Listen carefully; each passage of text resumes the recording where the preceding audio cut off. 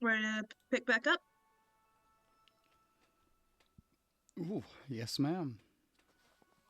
All right, get started. Loading will discard. Yeah. That's where I put it.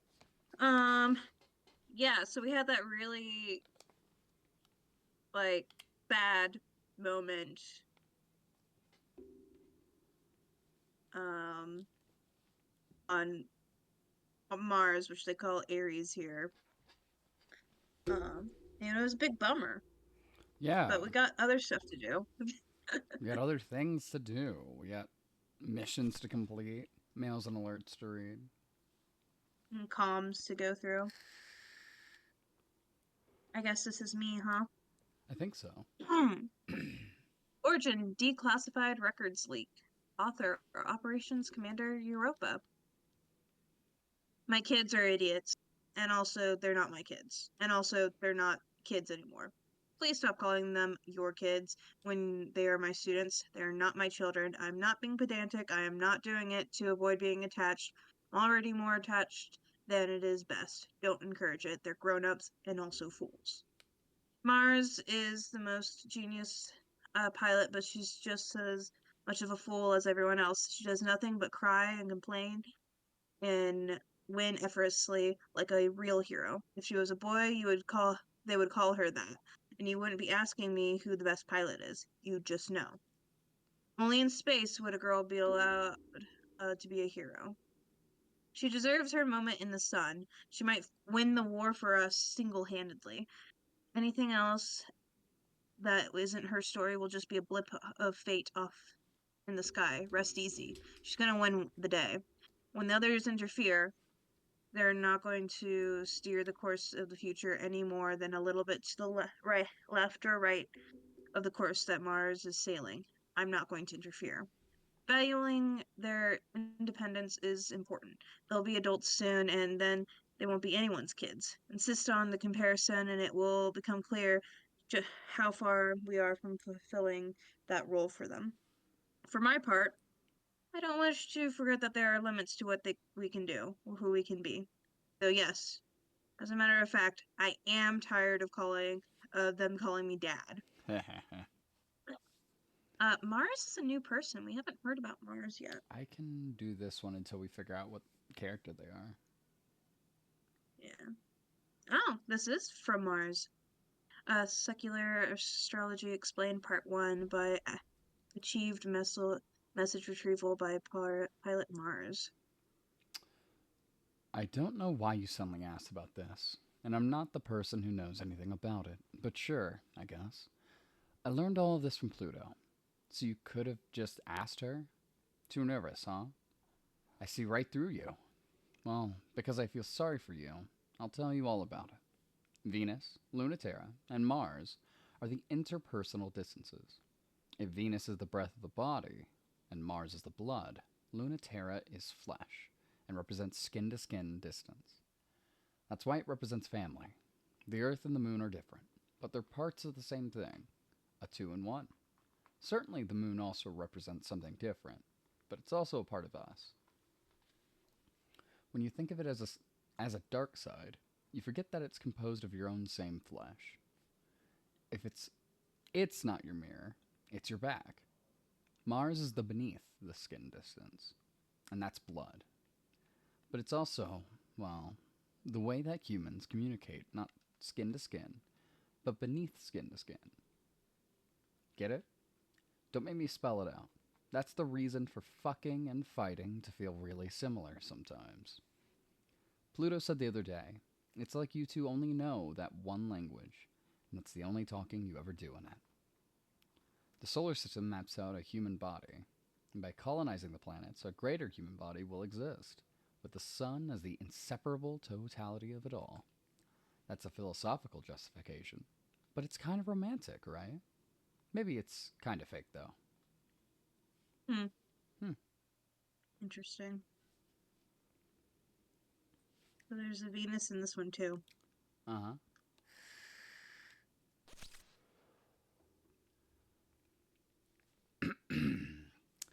So I have to ask,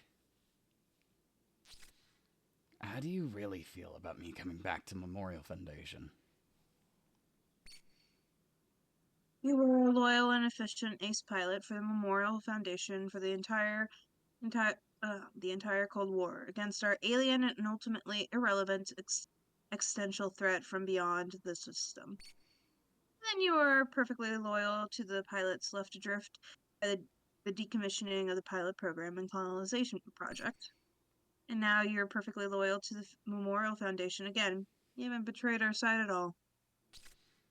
That's a generous reading. You've betrayed plenty of love-struck pilots, but your political loyalty is impeccable. So even if Halmidi doesn't trust or forgive you, I welcome your return. That's not going to be a problem. That she doesn't? Oh, she welcomes your return the most, but keep on your toes. That one, I don't have any questions about. Keep your friends close and your exes closer. Hey, calm down, baby. Except, if you're not still suspicious of me for betraying Memorial Foundation, how about her? Oh, I'll be mad at both of you for about that. I'll be mad at both of you about for a very long time. I feel like there's a word missing there. Please don't worry about it. However, made bye as you both made each other suffer more than enough to make up for your youthful indiscretions. Honestly, you two hooking up to somehow get at me was the most hilarious part. As you both ended up punishing each other more than I ever could have. Oh boy. Can we talk about politics again?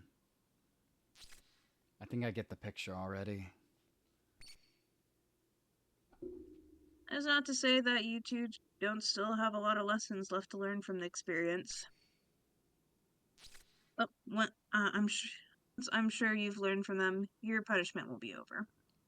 I'm suddenly very interested in hearing about factions again. Oh, on that note, I'm not as worried. Just remain true to what you really believe in, Lunatera. I have exes in Yeah, Texas, you and see. we're so loyal to the memorial. There's nothing to worry about. Oh, yeah. Yeah. Now we have one more mission of for this day, which 400 millimeter kiss. yeah, we're on day 3, I believe. Memorial Foundation deploys a certain sniper to stop this escape and spy routes to the resting Celestial Mechanics fleet. All Saturn needs to do is stay out of trouble. But what's the chance in that? Launch it, or are we delaying it? Well, let's launch it.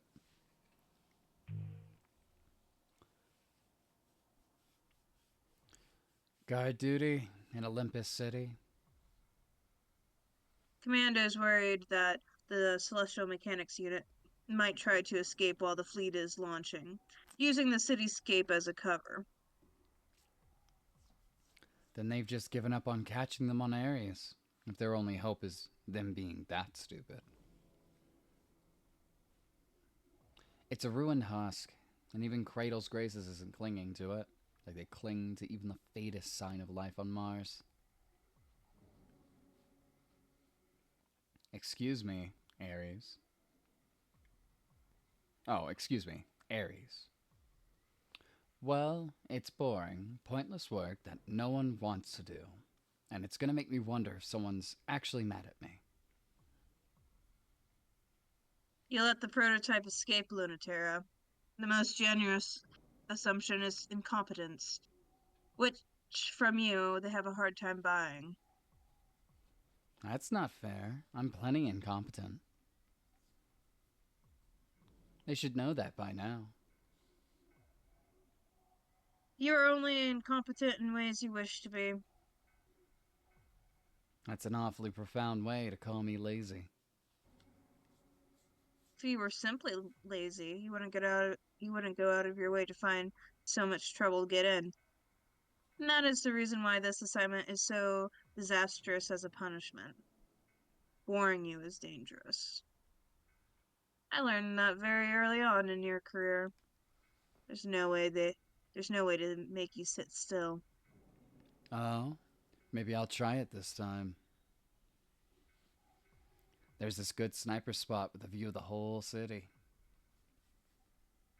I won't move from there. Why does it sound less like you are promising to behave, and more that you are going to brag about how much trouble you can get in without even moving? Either way, they're sure to put me back on the front, right? You have Saturn options gets now. no scoped by Lunaterra. That's really funny. Or Lunaterra gets a point blank encounter. God, it's so funny to like just shit on Saturn. Yeah? But You can want to do it? Lunaterra sit still? I guess that's the question. I mean, I don't know if she's actually sitting still in either of these. Yeah. You know what? Yeah, it's Or maybe funny. she is. Yeah. Saturn gets no scope by Oh, Lunaterra.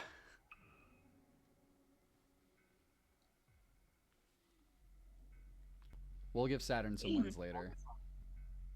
balance shifts because Lunaterra could hold still and Saturn couldn't. Correct for gravity, it is unsettlingly weak. Correct for the cold blue starry daylight of the fragile Aries atmosphere. Sniping from the remains of the Capitol spire is like being just an eye and a trigger finger. Thrilling place for Lunaterra to fight. Correct for wind, it is skittish and powerless. Correct for gravity, there's too much of it. Correct for the nuances of this infant planet that will never be. Skirting along the abandoned roads of the city that never was is like being an exposed nerve. Thrilling place for Saturn to fight. I see. Nope. I see you. Lunaterra squeezes the trigger for the 17th time. The cover couldn't protect String of Pearls from Lunaterra's eyes, and it sure can't protect her from her trigger finger. Engage reactor, initiate inertial control. Slug whips right by Saturn. That's 7 times dodge. The four shrinking holes in her chassis marching closer to the string of pearls heart mark what happens when she doesn't. Getting shot still sucks. Saturn isn't used to it. Ha ha ha. That one was so close. That was really, really, really close. Tell me I'm getting better, right? No way, it's just luck.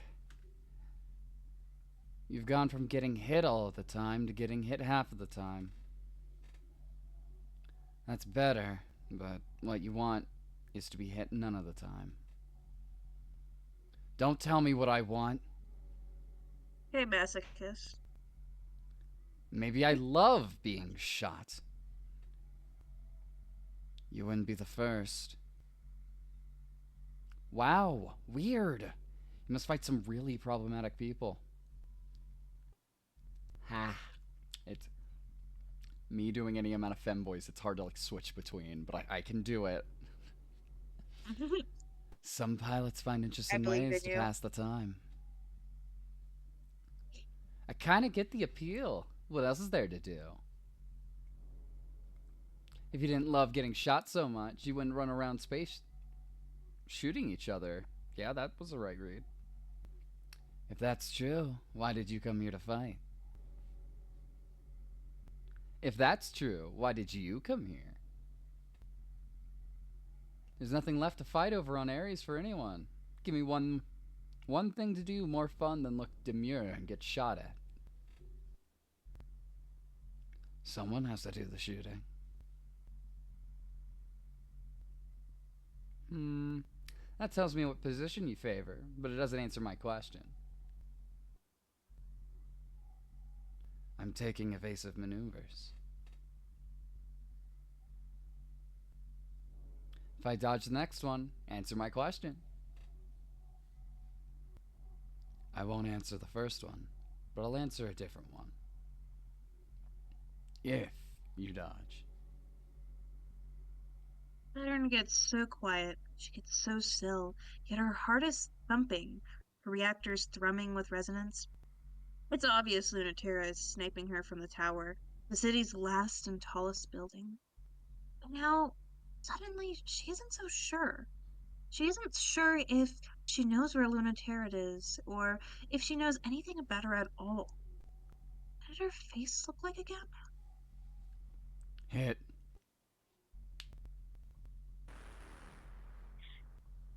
It's not that Saturn wasn't on the ready. She's baiting. She knows exactly what she's doing.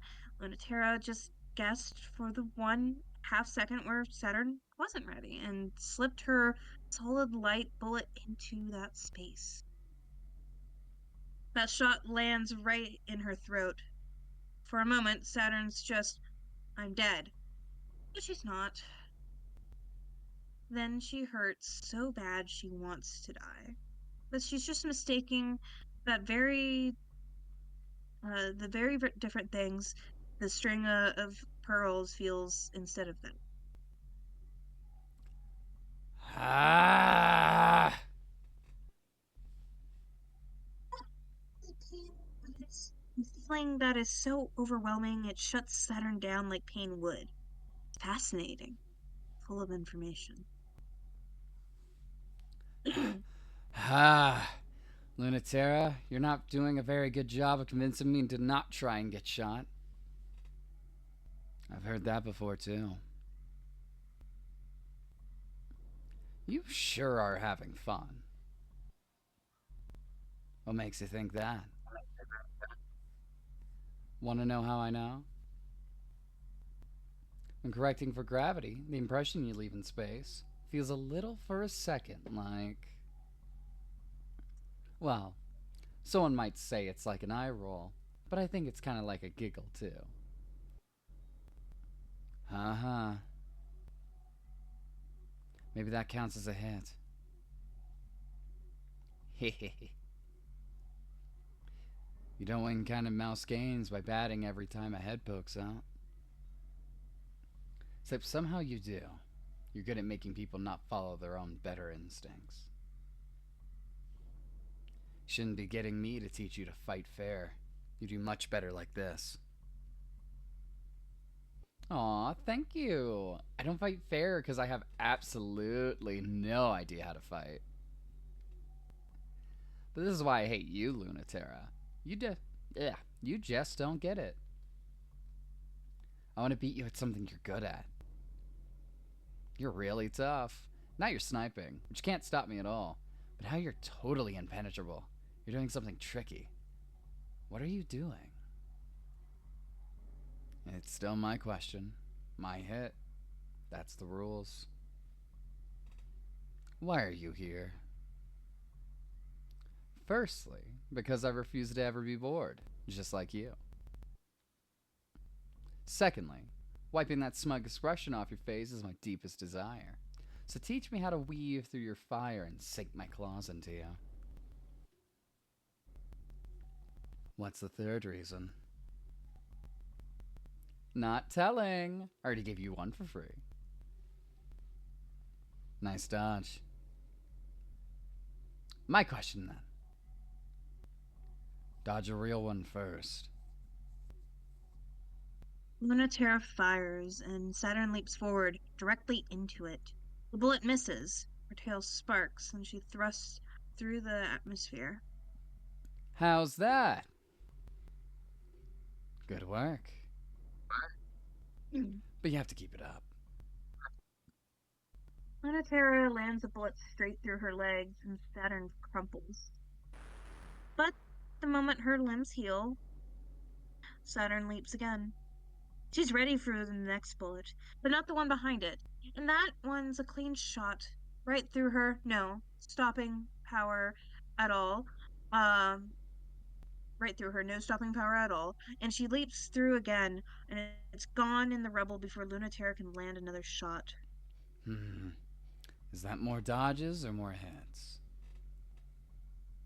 Counterpoint. Here's my opinion on getting shot so far.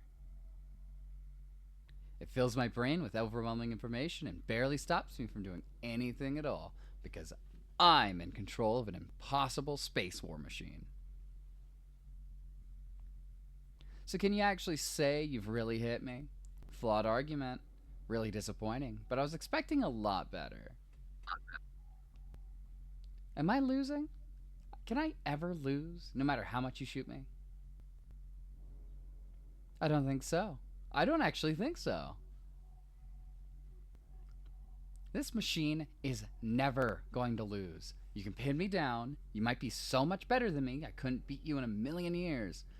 But I will keep trying and beat you with dumb luck. Haha. Maybe that is true. You never hit me. Why are you here? Oh wait, shit. Wrong person. Yeah. Oh well. Did you know that's did you know that there's a theory that ship selves can actually be destroyed? You can break as much of them as you want, but the gravity engine will always pull it back into shape. As long as you're sufficiently tenacious, you can survive anything and try again until you get it right. So, do you get what this machine is for? My least favorite person in the world came up with that theory, and this is the ship self to test it. So, naturally, I know all about it. But it's true that no one has died. That's why they get to say that there's still no war in space. Dodging my question again? But in practice, wrecking a ship's self until both the pilot and the ship give up is indistinguishable.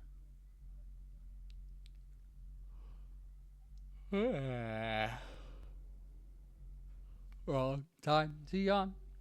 Because you can become so broken, continuing is impossible.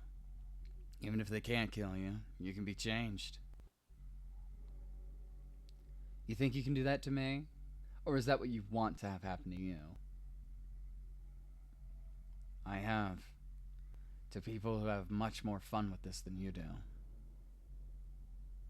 Ha! This don't call it a war is nothing but play fighting. All it takes is someone not playing along to ruin it all. Ruin it all. The solid light slug passes so close to Saturn's head, the heat chars her face black. It's not a hit. She incremented to the left, 0.05 seconds before impact. Oh, you are getting better. It's definitely my question now. I'm still answering. That theory has not been disproven. It's more than likely true. This is something you should know first. Your body can't be killed or destroyed, but it can be changed. When you are hit, truly hit, you're bent into a different kind of shape, and through that you can change. I think you should ask yourself if you're ready for that before you blah, blah, blah, blah. If you're ready for that before you say you want to play with me for real. Speaking from experience, how about that always bleeding wound on your ship self? It's not always a bad thing to change. Last one. If you can't dodge this, I don't think you're ready. Once again, Saturn feels Lunaterra slipping away. It's not here. She's not anywhere. She never was. Once again, it's my hit. Electricity explodes from the target point and connects back to the origin. It starts from where Lunaterra is, and when it connects back to Saturn, fast as light, the course correction defines the pathway retroactively. Wow. Huh.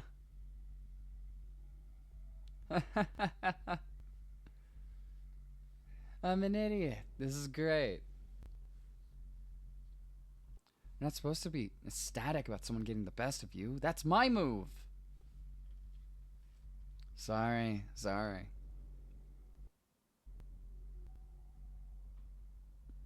But I was condescending before. Next time we fight, it'll be for real. What if I don't want to fight? Then that'll be real too.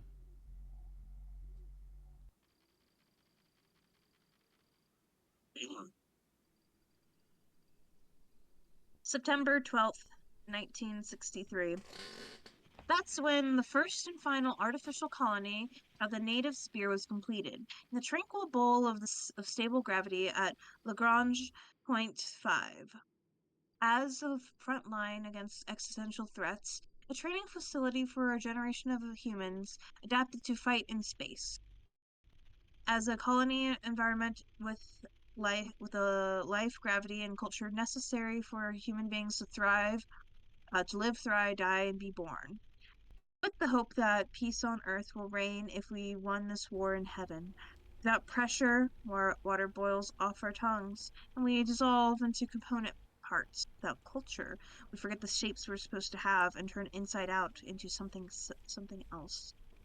Out of necessity, we created a pressurized environment exerting enough gravitational pressure to maintain cohesion, all senses, in space, a ship self to ferry us through the world. They function only in places where the gravity of humans is too light to sustain existence. It was doomed from the start. Of course, they were jealous. The humans, the Earth no longer wanted flying on zero-G wings. Dr. Nix, Executive Director, Memorial Foundation Existential Expansion. July 29th, 1958. That's when the Memorial Foundation International Executive Committee was granted international authority in the spirit of unified human peace. In the verified presence of an existential threat outside the solar system, to establish a cultural, military, and scientific response to existential threats. It is no longer confined to Earth. A growing native speed, gravity reigns forever. Safety, research, and expansion. The three pillars of Memorial Foundation's space branch will protect Earth from with will protect him from without as it has from within. Free from the old world's gravity, it would be possible to advance science, art, and culture without constraint, and join hands, all of Earth, finally unified, for Memorial Foundation, protecting humans from other humans through peace on Earth, and protecting humans from everything else through war in heaven, would fulfill both of our agendas simultaneously. We really, foolishly, decided we could do better. There are two errors to this approach. The first is that we can do better in heaven is meaningless if we cannot be exported to Earth. The space program was never rejected by the service. It simply did not have enough relevance to sustain interest. The second error is that the intrinsic error of Memorial Foundation. The existential threat is intrinsic to humanity. Fight it, but you cannot cut it out. The designation of alien is required by humans. We cannot trick an existential threat into a convenient manifestation. As it's always been, only humans can fulfill the criteria to be alien. Europa, Chief Officer, Memorial Foundation Existential Safety. I'll get the next one. Okay. January 2nd, 1980. That's when they blew up the Lagrange colony. Lagrange? Lagrange sounds better. Lagrange. Lagrange. Yeah, that sounds way better. It was a real shame. It was a green, wet, and very peaceful place. And now it's a very cold, green, wet, and very unsettling place. It's where we did a lot of legitimately incredible things, like create sustainable tidal reactors, new culture, experiment with human bodies and human development, manufacture self sufficient alter egos for space exploration, and did everything other than successfully combat the unknowable existential threat. Earth and the Memorial Foundation surface, yes, that's right, considers that a failure, but in truth, they're just not trying hard enough. Through gravity, humans decide what is real and what is not. Humans cannot make whatever they imagine come true. Through imagining, humans chart out what is true. They invent, with human effort, what exists. If an existential threat doesn't exist, we just have to make one. But of course, it doesn't work like that. Nothing could be more difficult than creating something alien. Our only reference points are human, so the idea of something alien is unimaginable, because we cannot imagine outside of those terms. There's a certain degree of misunderstandings needed for humans to successfully classify something as alien. But before they blew it up, we got very close. Lapidus, Executive Director, Memorial Foundation Existential Research. Ah. I think it's Ipidus. Ipidus? Sure. Yeah. I think it's an I, not a well, receiving report. Provisional acceptance of pilot mission complete. Incoming alert to all Memorial Foundation troops. Abandoned areas frontline. All units immediately rendezvous with main fleet at Pilot Academy Lagrange colony on the way to Celestial Mechanics Moon Base. And reading new assignments. Divisional assignments. Special Operations Mission. Secure Lagrange colony as possible launch points for Celestial Mechanics hit and run tactics. Provisional assignment. Special Operations mission. Destruction of obsolete research Academy research technology before it falls into the hands of Cradle's Graces. Provisional assignments will reduce your penalty status. Indicate that you have understood new orders. Yes. Why? Uh, ready for gravitational catapult. Prepare to launch to Lagrange site. Lagrange point 5. Woohoo. There we are. Do we want to start with comms or our mail? Let's do comms. Let's do shorter stuff for a little bit. Sure. Do we get along better or worse back then? Let's talk about something else. Oh, is it really so bad these days? We don't get along because we're too much like each other. It used to be so different. What happened? I got older and learned a lot. That's enough to make me more like you. You're not giving me enough credit. Really? Do you think I'd blame you for being too good at teaching me the same lessons that made you who you are? Well, I always hoped. I'd blame you if I felt like it. There's nothing to blame you for.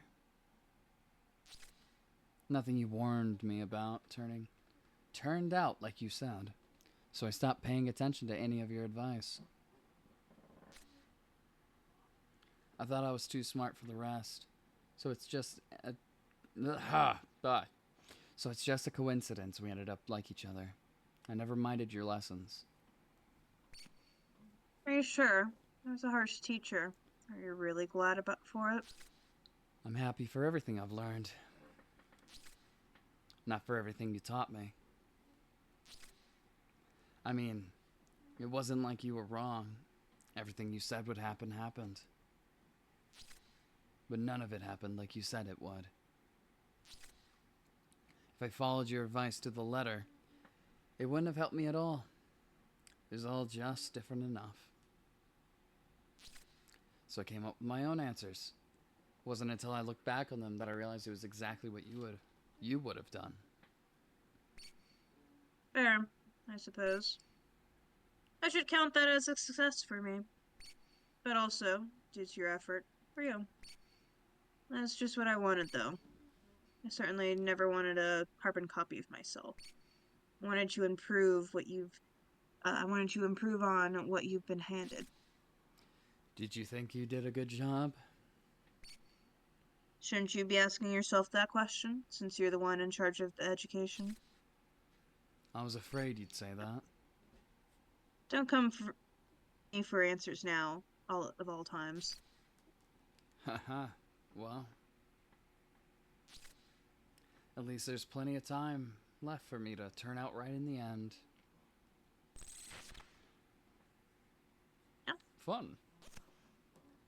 fun. Oh, another secular astrology explained by Pilot Mars. Let's do it. Achieved message retrieval from Pilot Mars. I only did this because you asked, okay? I warned you. This is dorky stuff. Whew. The ancient roots of it are pretty dubious, in case you were wondering. I think most of it is just made up. I mean, yes, I know that it's all made up, but not even made up by some wise man 1,000 years ago. It's made up by some dude in California. Anyways, what the dude from California does is he organizes the parts of the body into the parts of the mind and the spirit. And he says that what you should do is think about your body not as a body, but as a tool for relating to other people. I know that they draw them on a body, but it's like, don't think of them as actual body parts. It's the way you communicate. So this chart might help. I think the point of it, in a way, is to remember that these are all parts of you, but also parts of other people, and you have ways of communication between each other using them. People always ask me for their charts because they want to be flattered about what they're good at. But that's not the point. You need to know where you have trouble too. I looked at mine so much right before we broke up, like it did any good. But, I'm so weak when it comes to Venus. That's a distance of breath, which means ability to read the atmosphere and talking the way communicate through breath. When you're bad at Venus, that doesn't mean you're bad with words, but you're bad at receiving words. You don't hear them, or you don't feed other people the words they need to live. Well, according to your chart, you're bad at that too. So I hope it helps. Okay. Pilot Hamidi annual report. Oh Origin, boy. second generation pilot program declassified. Author pilot assessment reports. Mm. Dr. Next and Europa. Do you want to do Dr. Next? Yeah, sure. Or do you want me to read the whole thing? I can do Dr. Nix. She's not coming out of her room. Refuses to pilot it. Figures the most well behaved of all Generation 2 pilots would have a tantrum like a storm when it finally came. If you wanted to do a male voice, you can. I think Dr. Nix is a dude. Okay. I know you've been doing a lot of female voices, which is fine if you want to keep on doing it, but I'll do a male voice for this. Two pilots would have a tantrum you like a storm when it finally came. do you expect me to know what to do about it? Yes. It's really your problem though, isn't it? Don't start. I'm begging. Fine, fine. What's the problem then? What's the big problem then? She'll get over it. Is she upset about her sister? Ooh. Of course she is, but not for the reason I thought. What did you think? That she missed her. Hilarious. What's the actual reason? She won't accept a hand-me-down. The low sulky? She won't pilot it. She won't pilot the perfect second generation machine because it was made for her sister. She wants her own machine made. She's ridiculous. She said it would be fine if she died, but if it's... Yeah, but if it's just because she flaked out and got bored with space and left her problem in Halloween's lap, she won't do it. Are siblings really this petty and mean? Stop laughing and help.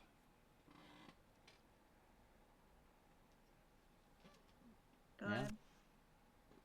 Such a crybaby. Look at me and deeper cuts. Which one do you want to do? Read it off once you make the decision. Or I guess I could read them off now if you want. Nah, I got this. The Cold War is long over, and the existential threat is gone, but its memories still stir here at the observatory. God, will it be put to rest here or buried forever? Look at me. Yeah, let's do that one. Want to do Let's that one? just yeah. We've been doing Okay, them we're launching it. in a certain order. Yes, ma'am. Punch it. Punch it. You're quiet, Europa. What's up? Is that unusual? Sometimes. He said, I have a briefing for you 5 minutes ago. Huh. It seems I lost track of time again. But don't you already know what the mission is? Close the lens and prevent Kratos' graces from opening it further. For the purpose of... Who knows? Memorial Foundation on the ground wants it done. It was the observation device for existential threats. But in the end, we never knew if what we were seeing was what there was, or if we, the observers, were just seeing what we wanted to see. When it became clear that celestial mechanics had been pushing development in the direction of things that they did not themselves understand, we chose to destroy the colony. Later works of the space colony era showed signs of an art and design movement, potentially hazardous and implicitly treacherous to the human race. I don't like that. Very loving, but very lovely. I wish we hadn't caught on so quick. Memorial Foundation on Earth would have loathed to admit it, but it is possible it did, and does, in fact, work in one or more ways. Cast it all in a new light, doesn't it? I didn't expect you to feel so nostalgic. I have some happy memories of the Academy, don't you? Yes. Some. But I'd rather move forward. In any way at all than keep dwelling. It's always a virtue if you have learned from it, and you're not just trying to forget. Keep your advice to the mission, and not me.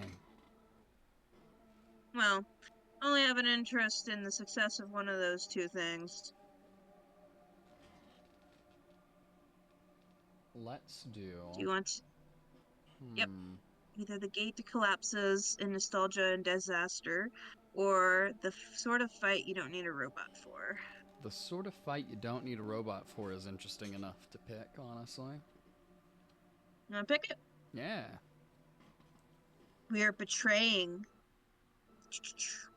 Betrayal. Betrayal. The observatory's lens, a single eye staring into space, threatening to blink. From the Academy Gardens, every pilot remembers watching the observatory twitch as it focused on some light years away point, searching. A reminder for the battle for Earth that they were eternally preparing for, not unsettling, but always foreboding, a zero pointed at nowhere. Neither Lunaterra nor Pluto remembers who called it that.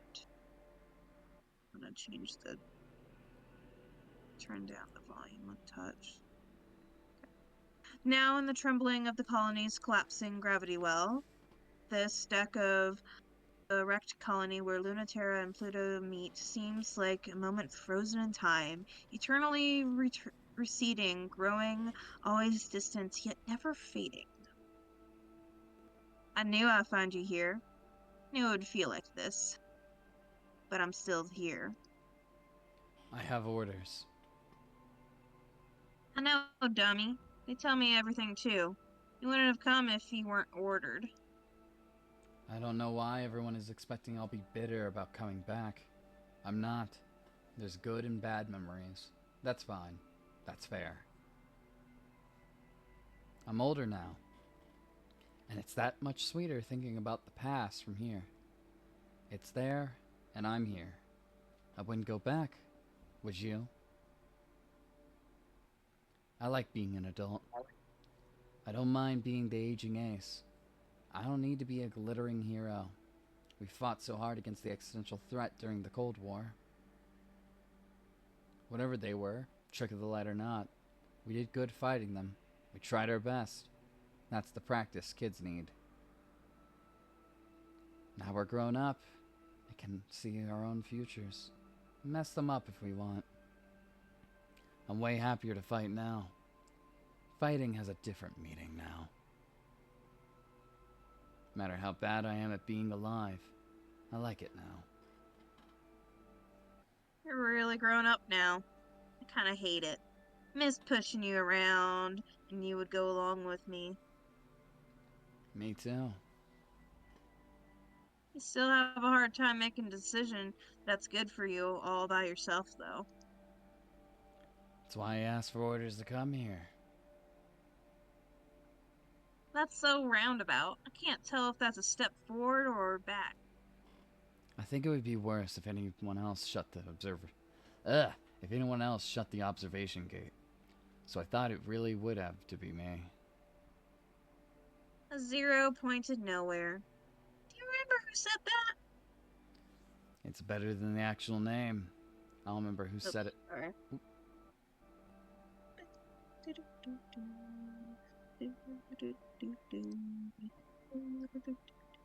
I accidentally double clicked. It happens. Okay. It's better than the actual name. I don't remember who said it, but I always think about it. I don't remember either. Do we have to do this? You're the one who's here to do it. It could really be easy. You're the one forcing my hand. Closing it is just a formality. It already is broken, and it never worked in the first place. Then why were you ordered to do it? The fact that you're here means I have to be here. They want any possibility closed, every possibility closed. That's not harmony. These futures should get to live, even if they never come to pass. If trying to make the worlds and spaces naive, cutting the native sphere off from the universe is just as naive. It's so pathetic and sad. It's even more pointless and sad that human beings fighting each other for no reason. Can't bear it. I won't let it happen. I changed my mind. Let's fight. I'd rather fight than keep talking like this. We're fighting now. This is the sort of fight ship selves were made for. Say something. I can't. I have nothing. Let's fight like we're supposed to. Don't make me talk. Don't make me fight with you.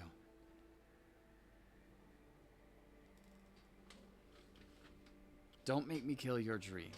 Stop having this dream. Give up on space like the rest of the human race has. Let me close the iris of the observatory.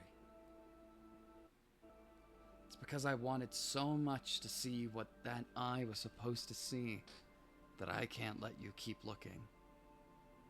That I can't possibly keep looking. Oh, okay, I messed it up, that's okay. That I don't want us to be tortured by that possibility anymore. That we can't lose you. I can feel how scared you are, and how brave, and how much you love. But I'm so mad. Why can't you believe like you did before? They brought us up with good intentions. And did everything they could. They really did. They really thought we could be better than who we were. The best kind of human beings there could possibly be. They worked us very hard, but they fought for us to be exactly what we wanted to be. Because that was human too. Even when it was hard or didn't make sense, they found a way. Even the awful ones really believed. One humanity, every story threaded together, no one left behind. It would be really possible to fix the universe and let humans live forever in space.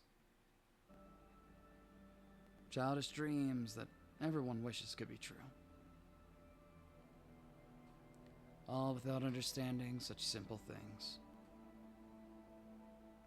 Wonder how they expected they could unite humanity against all aliens when they found us so alien. We will always be our own existential threat. Every human understood that, but them. No wonder Earth rejected us. Oh boy. Okay, dude? I don't know why talking makes me yawn so much, but the observation deck sees nothing, because the threat is on the other side. We are each other's alien. It was flawed and it wasn't real. But they weren't that stupid, you know? They weren't. The whole point was that it wasn't real yet, and it could be. That's what they wanted to do. They wanted to make it real. And now they don't anymore. Do you? I mean, really, do you want to go home too? Hmm. Why can't you just say yes? Wouldn't mind if you actually wanted it. I'd go with you if you wanted it, but I'm not coming with you if you don't. I'll still fight. Thank you. I'm hoping that you win. But if you can't, I will promise this. I won't bring us back to Earth empty-handed. I'll do that if I die. The iris shifts. It still moves somehow, tuned to possibility. Mayor Christium is looking fit to kill, if it wasn't trembling. Ow! Flint! God! Okay. This Flint colony... attack. Yeah, Flint attack. Can't believe I let a cat in my cabin. That was stupid. This colony is a place of unsteady gravity. You're not on sure footing here. I'm back to being helpless again, like I used to be. You can stop me anytime. Prove you're ready to close this eye. I can't. I can't. I don't accept it. That doesn't mean I won't do it. I don't care if you'll love me one way or the other. It's too much. Space is broken. But I don't want to leave. Earth is terrifying.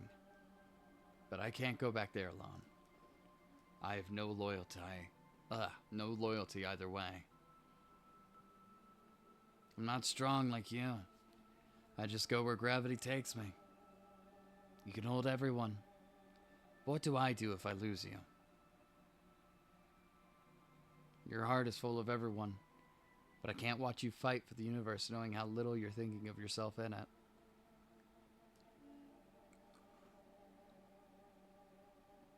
I hate... Oh boy. Of course, I don't know what to do.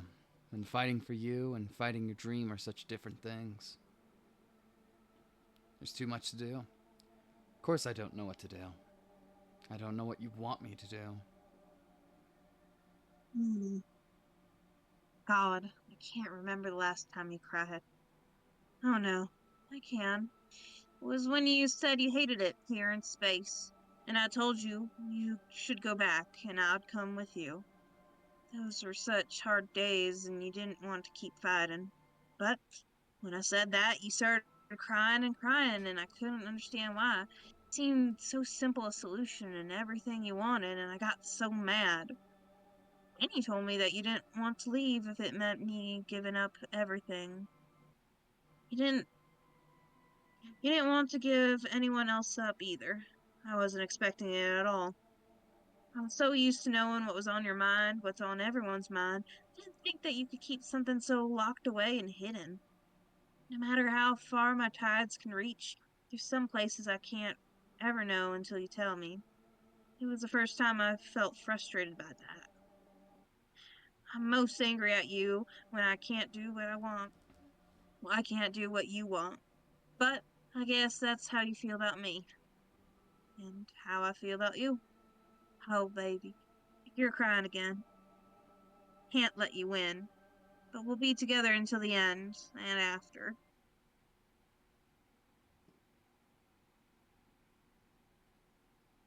Damn. Yo, we're pretty high up with Cradle's Graces. Yeah. I think this next one we're giving Celestial Mechanics a win for once. Okay. It's so fun to bully Saturday. I like that. So it's interesting. Um, it seems like we have the hardest time keeping a good alignment with our own faction. Yeah. Because even whenever we side with our own faction, it like we get like tidbits. Yeah, it's like 12.5%. Yeah. It's like an eighth It's interesting. versus what, the 1/4 for the other one? We'll see how Celestial does, but Yeah. Yeah.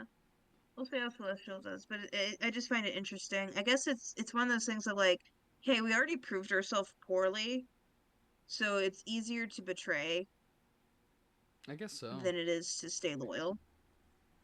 Do you want to do comms or mail first? Let's do comms again. What is the moon drop, Lunatera? Huh? Hamidi says it was something you used to talk about. Oh, yeah. We were thinking about crashing the moon into the Earth. Literally? Yeah, that too in the end. The goal of the space program used to be to make all of the solar system figuratively equivalent to Earth. When humans touch it, it becomes ours. That's why we use the Greek word to identify the physical bodies of space, and the Roman to represent our understanding and incorporation of it. We were being silly, taking a metaphor way too literally and way too far, joking about crushing the solar system together. It would make sense to return it. It'd be nice and neat.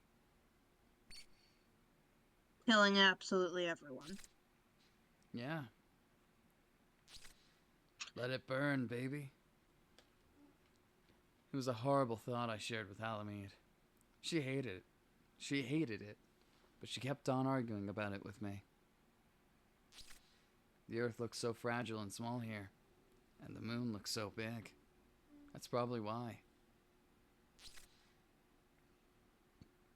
It was a bad joke. She never thought it was funny. Huh. Good. She's very perceptive when it comes to that. I'm I'm surprised always that people can find that self-destructive streak of yours harmless or imperceptible. I'm glad she didn't. I'm surprised you kept me around given that. Should I have given up? Is that even a question? You should have followed your instincts. You appear to you appear to be misunderstanding. I take my work very seriously. As a leader, a woman, as a pilot, as part of the Memorial Foundation. You know that there are very real things the Memorial Foundation believes in, and I believe in them too. Yeah. In seeking to bring all people together, however, there are choices that have to be made. Should we cut the world to fit its people, or the people to fit its world? That is what we most struggle. That is what we struggle with the most. Cut does not have to be a bad thing. It can be what's right for you or for the world. Making space for what exists without allowing it to be erased. Those the world abandoned dies. Those the world abandons die, which is unacceptable. Or they become another world, which is also unacceptable. A kind of violence. Like smashing the Earth into the moon, hoping for togetherness, and killing everyone instead. We didn't find the right solution, but at least we knew which one. But at least we knew which was the wrong one. Hmm. Neat.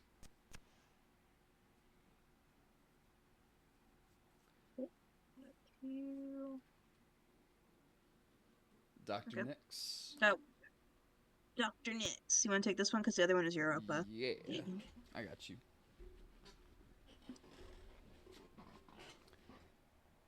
Ship self design notes regarding Mecha 1. I'm guessing that's 1. Mare Yeah, Chrysium. it's Mecha one. In a ship self, you don't have to worry about dying. Not the same sort of way. A ship self, you know, isn't even a weapon. It's a body for living and traveling in space. And it is equipped for doing the sorts of things that humans need to, like fighting. The ship self, which lets you express like it's your own body, better than your own body, is a machine that's for falling in love and having fights. It's formed to literally suit us. It bears only the most abstracted resemblance to something designed to kill another human being. The most efficient possible form for ending lives as quickly as possible wouldn't look anything like a human, and that's why Europa designed them from a children's toy. The ship self isn't the perfect form for war. It's a form that by nature turns war into something else. Part of this is due to humanity's relative weakness in space, separated from the origin of our gravity. Even with the ugh, Even with the power of a tidal reactor, we've barely come close to developing a ship self with gravitational and metacultural authority equivalent to a human being's on Earth. While humans on Earth need to devote most of this authority to keeping their shape, identity, and differentiation from other humans, a ship self is less authoritative even than this. Though in space, they have far fewer restrictions than humans on Earth. If a ship self were to make planetfall, it would be crushed under human pressure and rendered lifeless. Hmm. Hmm. IPTIS Evaluation Origin Memorial Foundation Executive Committee Minutes. Author Operations Decommission Chair Europa. Europa is just in charge of fucking everything here. Oh yeah. Ah, no. It's gratifying to know that you share my suspicions as well. As I understand, it is the purpose of this committee to prepare for any eventuality, and that this particular possibility hadn't crossed your minds was beginning to worry me. Oh, I'm no less worried now, but you're asking how to deal with Ipidus. That sense of superiority he has is not a weakness. It is truly dangerous, but not unpleasant. If he seems gracious or forgiving about a loss, it is only because he is utterly confident he will eventually be able to surpass you. But he's a realistic man. He will find the easiest route. Merely coming on top in the end is enough. He wouldn't consider the quality of how he got there. In fact, it would reinforce his sense of superiority to know he's passed you without having worked as hard as you did. He's shockingly good at predicting others, except for the moments in which he wildly underestimated one. These fascinate me in particular. Can be so uncanny when it comes to gleaning specifics from trivial behavior. Then he's blindsided by the most obvious conclusions. His lack of respect for integrity, purity, is quite stunning. His win rate without having it should appall anyone with a general respect for human beings. Interiority. Interiority. It's a weird word. Weird word. What is Ugh. okay, So next one. now, Deeper cuts. in the Garden District, closest to the malfunctioning and broken tidal reactor that kept the colony together, time and space aren't quite right. It's the perfect place for a real fight. How deep under Lunaterra's skin do you think she can get? Let's launch that bitch. And finally, we're gonna give Saturn a win. Yeah. Come on, Europa. It's weird when you don't order me. Can't you see that I'm hesitating? Show some politeness. It's weird to see you hesitate. You don't do it.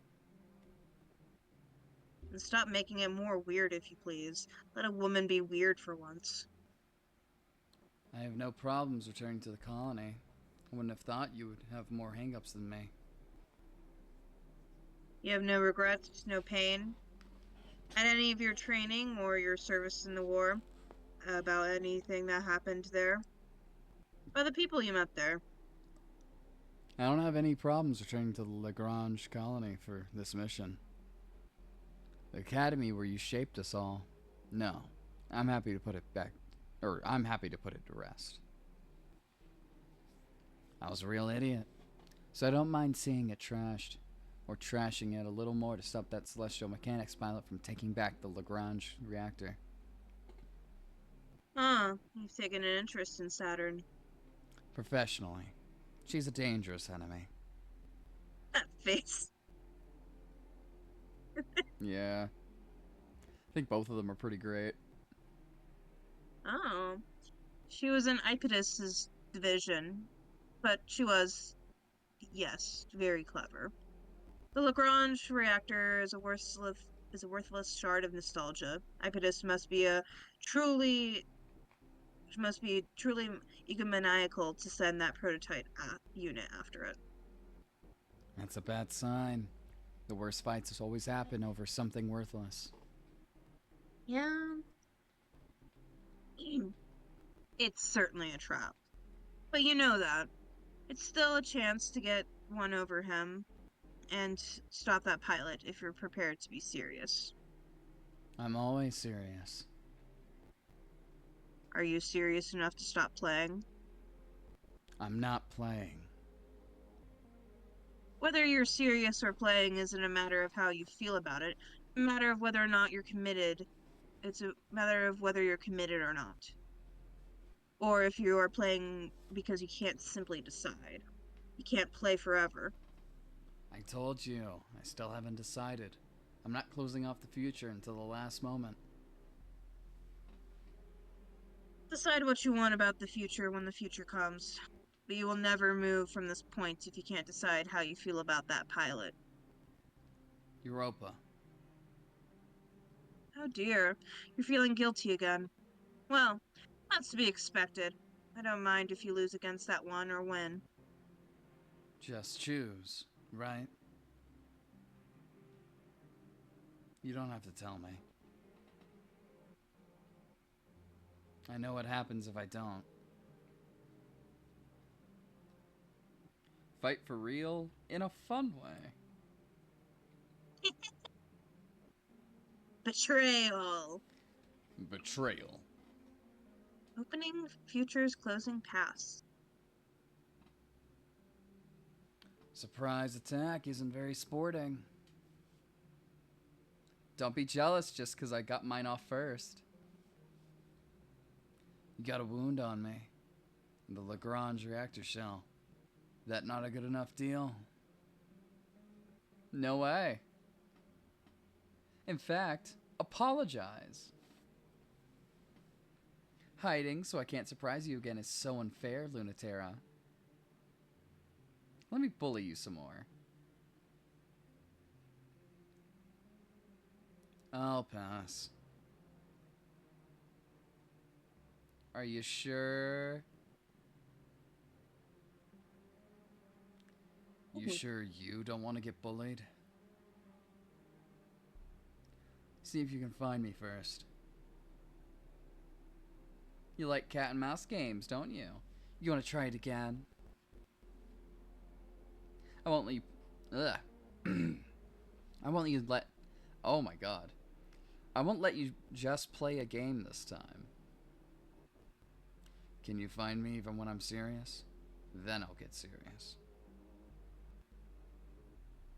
Lunatera hides in the Garden District, the one part of the colony she has no memories of. The Garden District doesn't have any trees or flowers or plants. Not that kind of garden. A garden for children meant to inherit the space, not like Lunatera who came in the first generation.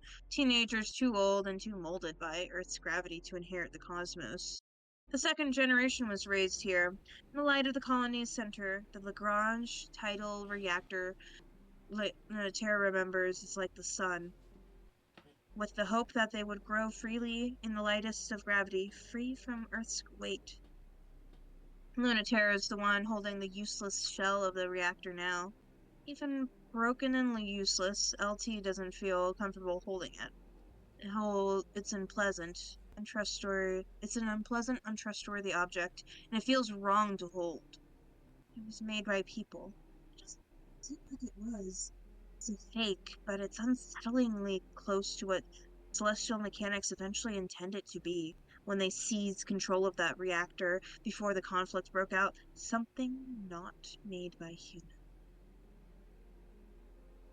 If it's so useless, why don't you just give it back? You can tell what I'm thinking, huh? Or read between the lines. Just like Pluto, but different. Something I still can't understand. You've been playing with her too, haven't you? I sure have. Jealous? Of which of us, though? Both. I could never read the story like you both. I'm straightforward. That's not even a little true. You're being way too stingy with the narration. Yeah. Narration? You can't perceive space time as a story? A narration spun out of the ambient gravity of humans, telling you about everything that is if you can't listen? Can't see how obviously your envy's bleeding out and everywhere, can you? I'm slipping, huh? Letting out more than I thought? But see why I'm jealous? I don't know anything about what you mean. I wish I could speak that language. Yeah, it's amazing. You should really be sad that you don't speak it. I just have this absence. Your impression on the narrative is something like spilled whiteout, a gushing ocean of bleach, which is a pain in the ass for someone like us. You also have a habit of acting too fast to get caught up in the story, especially when it's not going your way. 3 times faster than the story knows what to do with. That's how. You are different than Pluto. She would swell into the atmosphere, but you slowly bleed into the spaces between the lines.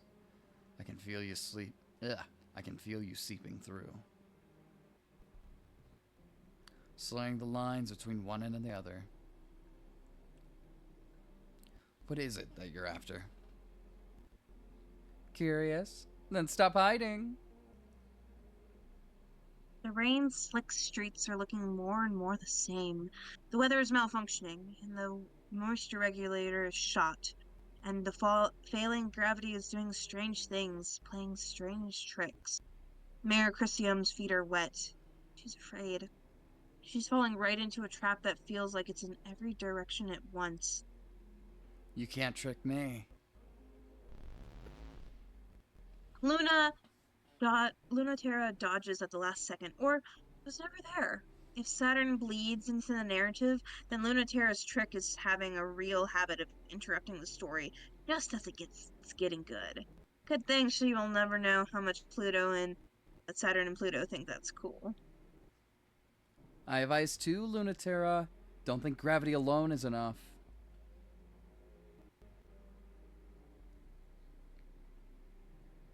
Saturn swipes again. Lunaterra wouldn't be hit by such a thing, but she isn't ready for the dripping, sparkling neurolightning. She misjudges the distance, the insuredness of the gravity. Mayor Chrysium sparks and bleeds from her left arm. Lunaterra swings her spear, crushes the string of pearls to the ground, crumples, and darts away, lost in the mist. Saturn's worse off, but her machine will fix itself, and the poison in Mayor Chrysium's systems is only getting worse. You almost got me, but not quite. Is your game off a little today, Lunaterra? I thought you were going to be serious. You're going to have a. Ugh. You're going to have to do a lot better than that if you want to see me serious. You're misunderstanding. I'm going to cheat. You're the one who has to take this seriously. How's. Oh. How is that arm feeling? Still sparking? Still gooey? It doesn't take that much, you know. Have you been cleaning your system regularly? What kind of fight are you looking for? A one-sided fight where you try your hardest and still lose. Ha. Looking for payback? What? No, who cares about that? It's for you. Because you love getting owned.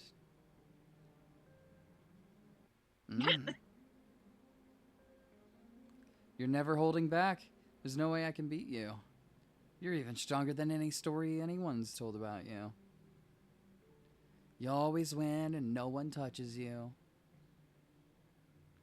If ship self fights were life and death, that'd make you a genius. But they're not. They're made in the image of plastic toys to fight like plastic toys. So that makes you an idiot for not playing along and being honest. Huh. You'll save a lot of time if you give in and say I'm right now. If you beat me for real, that'll be all the answer you need.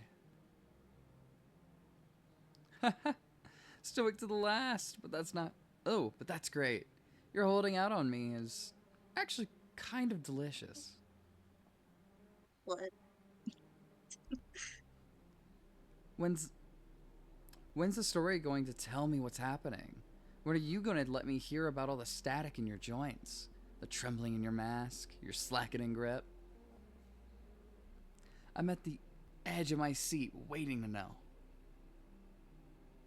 Lunatera knows it's true. Aaron can't sense where she's at all, but she knows immediately. The Lunatera knows she knows. Tell me all about that, and I promise, without any hate or fear, I'll listen. You don't believe me, but I promise, I won't laugh or hurt you. I can't see you, so you can't escape if you want. I'll let you keep that little ball even, and the poison will wear off. But I want to see. Do you want to show me? Mare Crisium crashes to the ground, skids along the wet streets. Colony. Her legs give out, and her arms are too weak to catch her fall.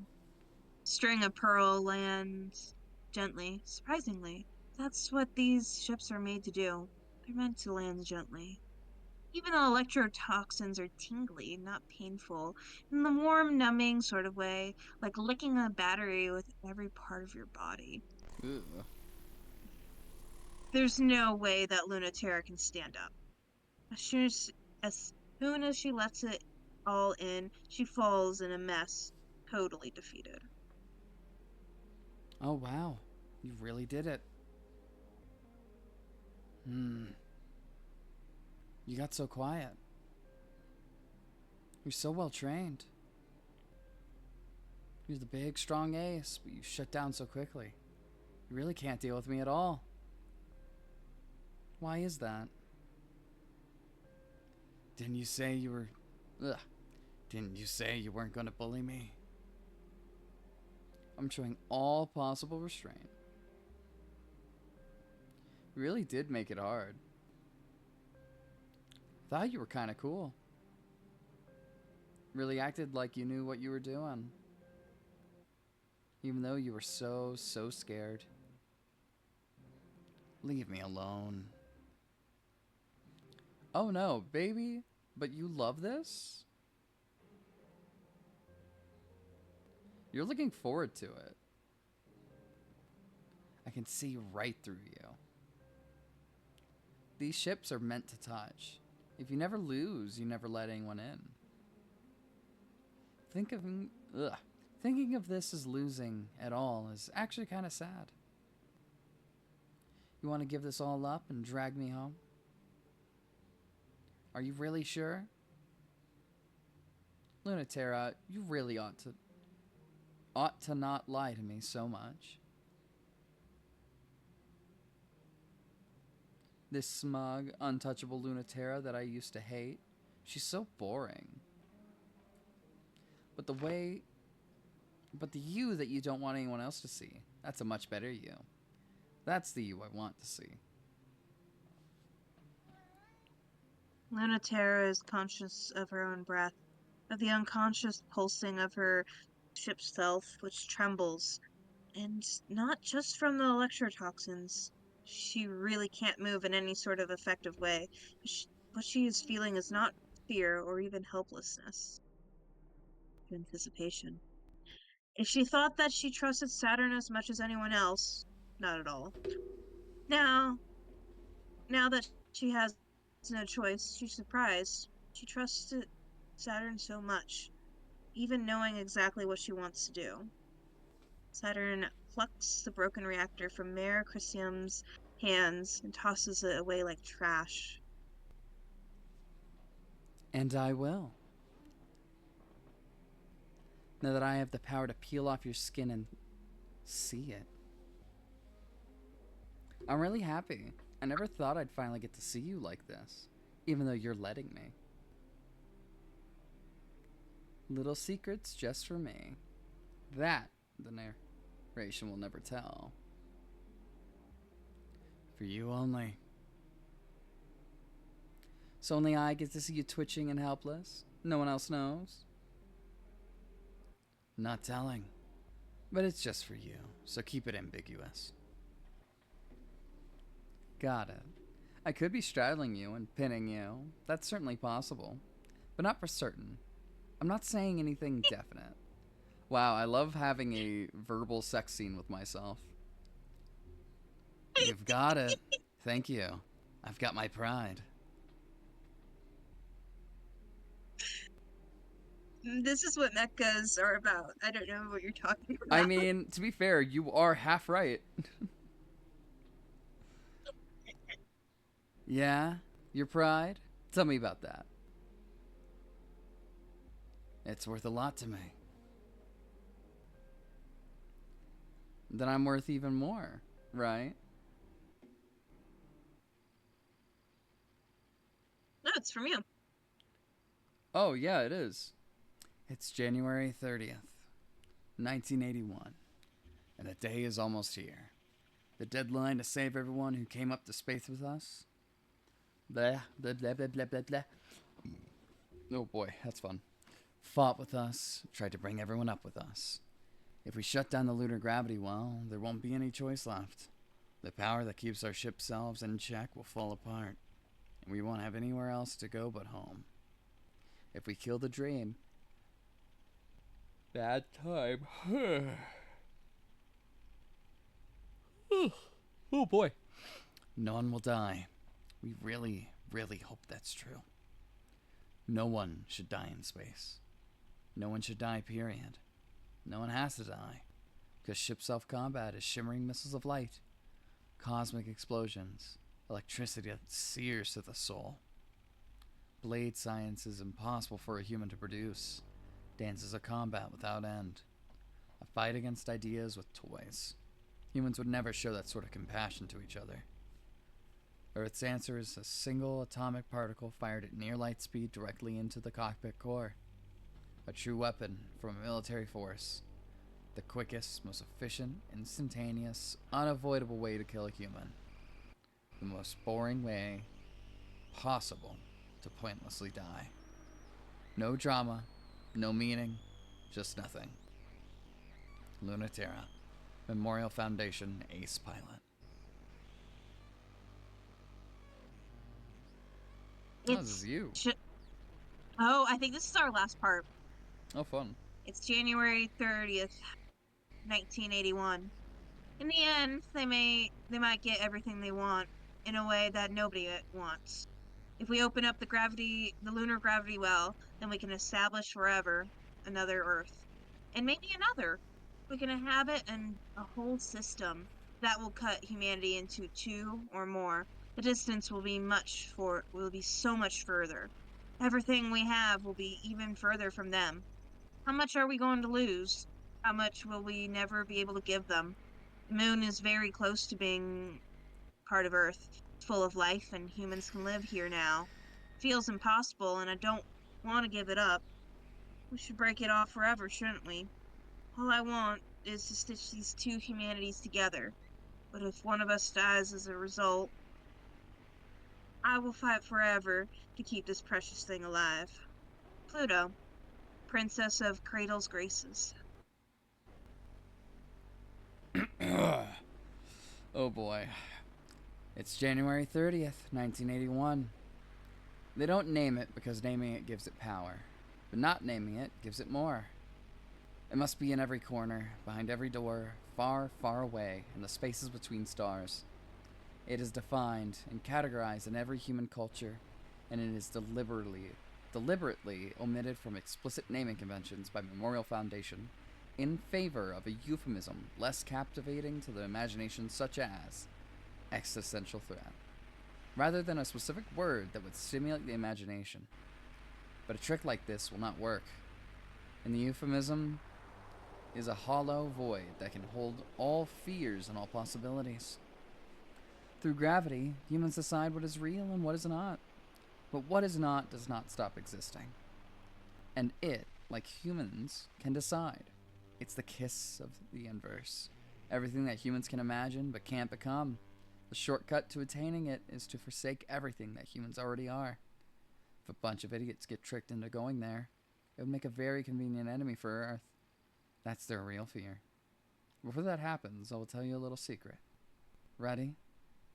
Saturn. Celestial Mechanics Test Pilot.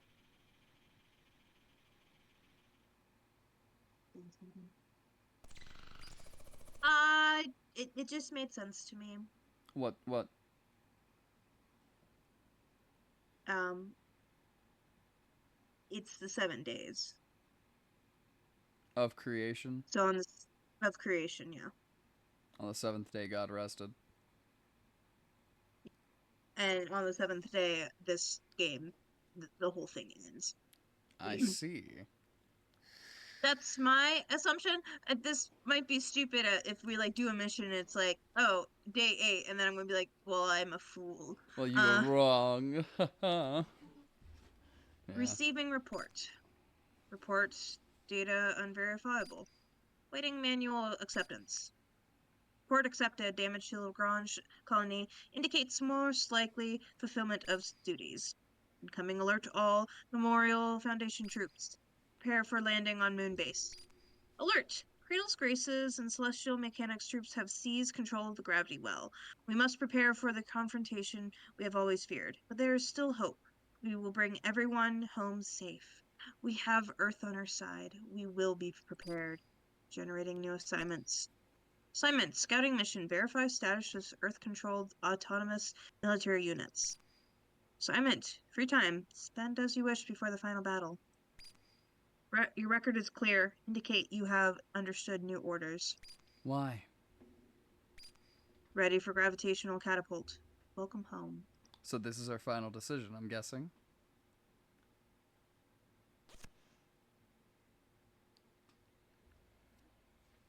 Yeah. Ooh. Comms. I'm interested about this. Like, what the fuck I'm does guessing if this you impact? 100% one of the other ones, they just get a win state early, maybe? Maybe. I also, it just now made sense to me why ours takes so little to tick, like each when it like ticks so little. It's because we have the option each time to do this twice. Mm-hmm. Because you have the option of either staying loyal or betray either way, and that's why these jump up by like a quarter. That makes sense. It's for balance. Yeah. Arms. You've had more than a few fights with that Celestial Mechanics pilot at this point, haven't you? Oh boy, that's a bad time. As usual. Sorry. Oh, yes. Fights. Exactly. You've really met your match. In terms of troublesomeness, I think she has me beat. Did you know her? Saturn? Generation 3 pilot. I was only in charge of combat operations, and the third generation never saw combat, even against the existential threat. Of course, I knew her, though. She was one of Iapetus's top candidates. He used a variety of methods to artificially jumpstart extreme tidal sensitivity and otherwise unremarkable pilot candidates. I thought none of it worked. Well, this is a lot. The first ship selves had manual controls. To bridge the gap between your intentions and the energy of the tidal reactor was a complex language, a conversation between yourself and the machine with advanced mathematics. You use your hands, but it is a fundamentally mental approach. Dr. Nix wanted to achieve communion through the soul. Oedipus, however, felt that direct interface with the body would be the most efficient. Teach the body, and the mind and soul will follow. Ah, this goes back to what they were talking about before. Yeah. Yeah. Sounds dangerous. Also made up. It is interesting this whole because there's like a bit of like Trinity Mm-hmm. imagery here. Because, It is all messed up. go ahead. Yep, it is all made up. There is nothing inherently wrong in using the body as a primary medium. What were you going to say? Yeah, because, they, like, they're pretty upfront with, like, oh, yeah, Lunaterra is the flesh. What was it? Yeah, There was, like, two others. It was, like, Venus is the blood, and then, what was it? Ares is the, what was Ares, it? Mars. It was Mars was the blood, and Venus was the um soul. Venus was the soul. Yeah. I mean, it's very obvious Lunaterra is the body. That makes sense. Yeah. Um, Yeah. literally someone who In refuses to this, take care of themselves. yeah. Do you think? My immediate thought is for the Mars No, no, one. no. Actually, I think that Lunaterra is the mind Okay. because she, like, if we go back up here, it says that it has manual controls. You use your hands, and that's what her ship self uses. Her Okay. ship self, she has to like actually pull things, She actually has while to the other pilot it. girls, she actually has a pilot, while the other girls are kind of like synchronizing with them. Hmm. Um, so I think Lunaterra is the mind, and then the soul I think is Pluto, and the body would be Saturn, I because she was Iapetus's uh pupil. maybe. What's your thoughts? I think you're right about the Lunaterra part. Flip body and soul though. Pluto being the body to me makes sense because like her entire ship's deal is about like the weight of it. Like it is a body that is larger than the heavens, quote unquote. So I don't know. I don't know. It's real I weird. think I think how they synchronize is different though. Um like she like carries like the hopes of humanity into space, like Which the would be soul why of everyone on her yeah. back. Yeah. Um I I could be wrong, but I think also Iapetus being like, hey, just directly interface with the body, and the fact that every single time um Saturn gets beat up, she like feels it as if it's herself. I guess that's true. Who knows? Um, However, he inflicted the intentions of the ship's selves on the pilots, rather than teaching them to express their intentions outward. Hmm. He wanted subjects, not actors. It's impossible to read the rhetoric of his methodology any other way. Was Saturn particularly resistant? Is that why she was downgraded from primary candidate? No, she was intensely loyal. like another pair of hands and eyes for Iapetus. It was the opposite. She accepted all of those intentions perfectly. She was perfect. You see the problem, don't you? A doll like that doesn't have the will to compete in title conflict. Why are you telling me this? He realized in the end he had to create someone as boring. He had created someone as boring as he was. It took a long time for you to learn to be a person after having every after having been forced to be someone else. Don't forget how to be tender to Hellions, Lunatera. Damn. Huh. Huh. Ambient title A loss. forces. Ambient title information. A rivalry and a loss. Oh.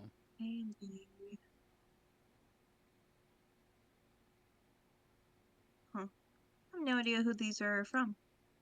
I can do the Do you want to poetry do A looking or B? one. Do you want to do B? I'll do. It looks like B has more stuff, so I'll do B this time. Uh, I was waiting for this chance. Me too. Thanks for obliging. Anytime, but I'd love to for this to be the last time. Oh, yeah? Do you have a plan for arranging that? Or are we just going to fight forever without end? Do you win when your win ratio tips over 50%? It's climbing for sure. I can't deny it. Just flipping. Getting lazy? I'm just bored. I don't want to win an argument. I don't want to win a fight. I just wish you were dead, okay? Me too. I can't kill you. And I don't really want to either. Well, same. Man, don't talk like Knife. You know that pisses me off. Don't say their name then, maybe. Maybe they died because they were tired of us having the same fight over and over and over again forever. Are you kidding? They lived for it. Ah ha ha. Man, Bitch. I know, right? I really miss them. Me too. Want to fight about it? Man, jeez. Sure, I get it. Hmm. You know what? Fuck space. It is complete garbage. The secret no one here ever wants to admit is that space is boring and empty and it's desolate and lifeless. It's not romantic and it doesn't care about us. They embellish dull gray photographs of dust with beautiful colors to pull out heartstrings. But the reality is nothing but different shades of gray, the palest colors. But you know what? That's not even the most embarrassing part. The most embarrassing part is that humans can't do anything better than imagine space is just like Earth, but a little different, but with people who are like us, but a little different. Hell. Ugh. Well, hey, guess what? That's just Earth, idiots. You're projecting. Why do you need space to think about Earth? Why are you ignoring all the people and places on Earth that are like you but a little different? Why is that dream more important than us? We're supposed to have dreams, but we're not supposed to just live in them. That's why I'm breaking up. I want to go home. Huh. Well, shit. I don't know if this is our final choice. Like, It feels like it's coming to an possibly. end. Like, I don't know if we can do both of these missions. Oh. I could be wrong, and we could be able to do both of these missions, or it could just be like no, Bozo, you only get to do one. Well, we get. So they made it clear that the final confrontation is between All three of them. Lunaterra, and Pluto, right? I think it's all three of them are going to be there. Oh shit. Hmm. I think technically all of the forces are there, but we're choosing which one we're facing against. This one, Give Me the Moon, is going to be Pluto. Mm-hmm.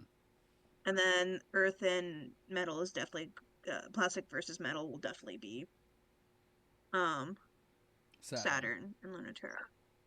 I'd say let's go for Pluto Okay. and see what happens. Give me, give me the moon. It's time to move to the future, peacefully or painfully. No factions, no dreams, just two girls lost and intertwined in the warm summer of the moon's day. Launch it. Launch it. New orders, Lunatera. Get out for a while. What? Oh, really? You don't need me on standby? Yes, but you're making everyone anxious. The pacing and sighing is becoming melodramatic. Even worse, some of the girls are beginning to find it very attractive.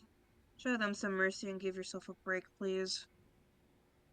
Sorry about that. I just snapped at one of the deck mechanics. I am getting tired. I know, and it's giving her a disgusting crush on you. So please leave before more of my crew becomes compromised. Ah, I still don't get why that happens. That you don't is less of a saving grace than you might think. It's good that you're not full of yourself, but you have no awareness of your own value. I'm aware. It's not a mystery to me why someone would like to earn the approval of someone who treats them as if they don't deserve it. It's an intoxicating feeling. So why do they think I wouldn't want that too? I'm just as greedy and childish. It annoys me. I'm not an invincible monster. I need the same things. Oh, grow up. You're no different than any of my other girls. You're the only one who thinks that you actually have to be this made-up person.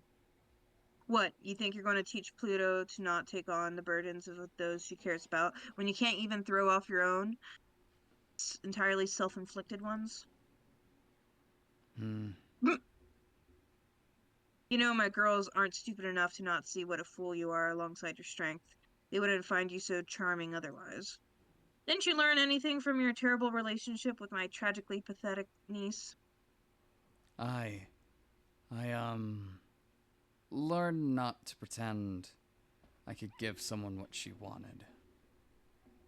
Wrong. You should have learned that just because someone likes you doesn't mean that they don't also know that you're an idiot. No one needs you to be stronger. You need to let yourself be weaker. Do that quickly so I don't have to hear any more complaints from you or those girls. You're tired of hearing them yourself. Alright. Yeah, this is a very. I'm thinking of ending things sort of decision, huh?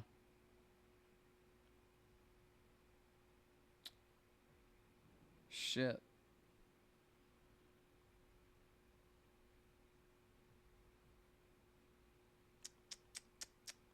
This is hard. Yeah? I like Pluto. I think honestly Pluto is my favorite. Fight until we love each Yeah. other. Fuck it. Thankful for our cradle's graces, but we are not coming back. Sorry. On the far side of the moon, there's still some part of the dead, empty, cratered Luna left. As the terraforming engines sweep in, they turn Earth's satellite into another part of Earth. Until that time comes, this place is free of Earth's pull. A place still perfect for a quiet moment to happen.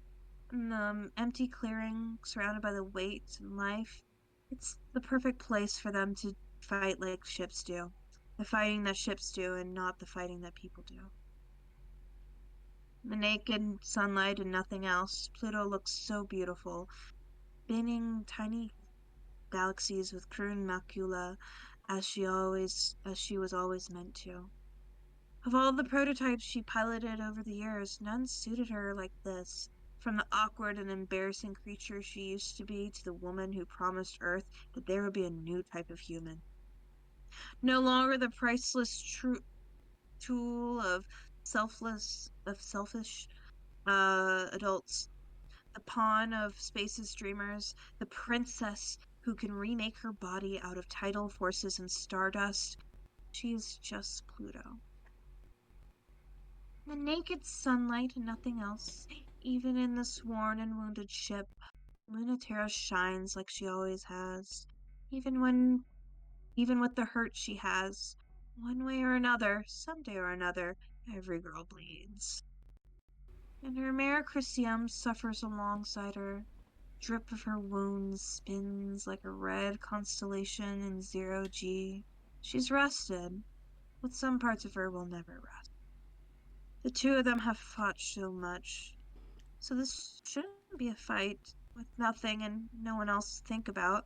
There's no reason to fight. The naked sunlight, for once, don't fight. Instead of fighting like people do, fights like ships do, like fight like instead of fighting like people do, fight like ships do, fight like plastic toys do, fight like you don't have a body, like you don't hate your body, fight your way into a new body. Fight like we used to without trying to win. Fight like we did a long time ago when they were training us to fight and all we wanted to do was play. Fight like we did when we didn't have any other way of touching each other. When all we had were lasers and lights, tides and time to say what we wanted to say to each other.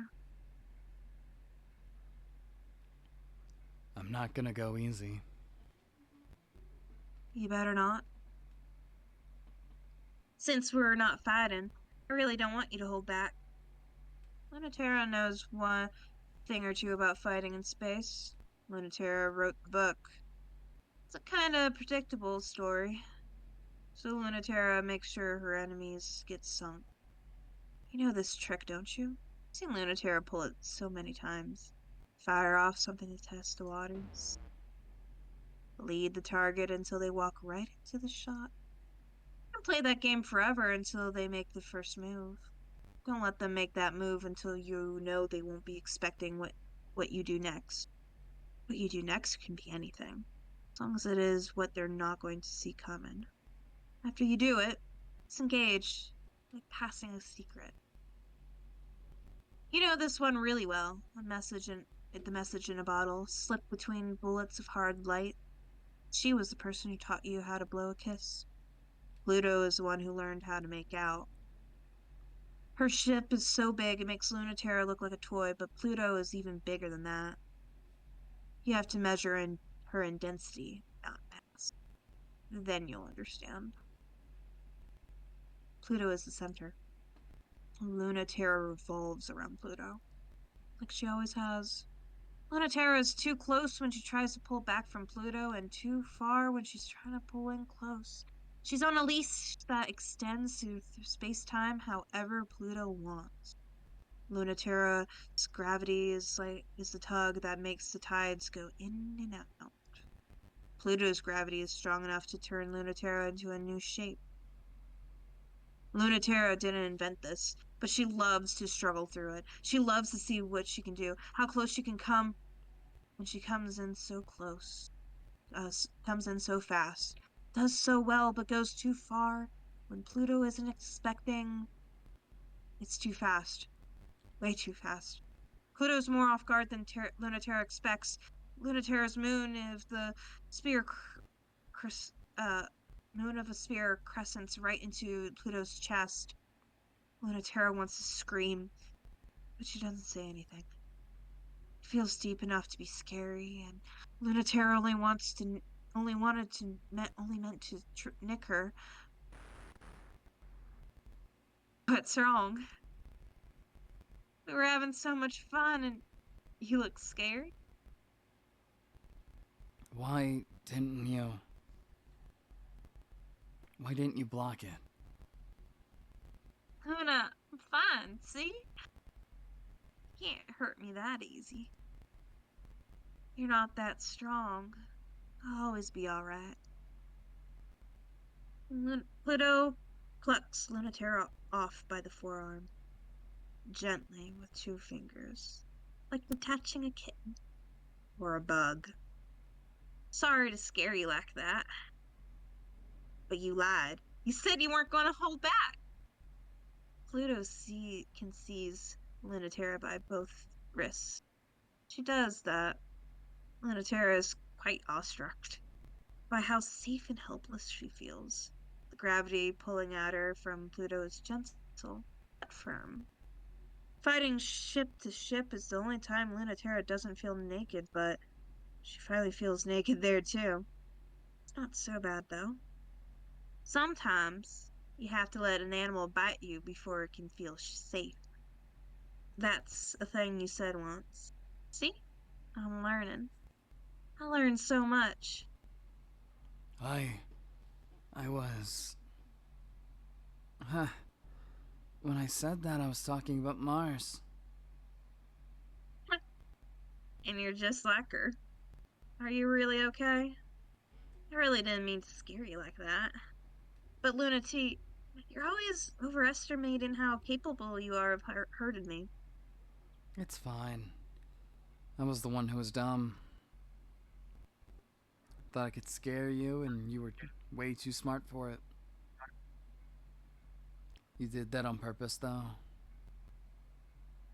You really are amazing. Very right, just like you said.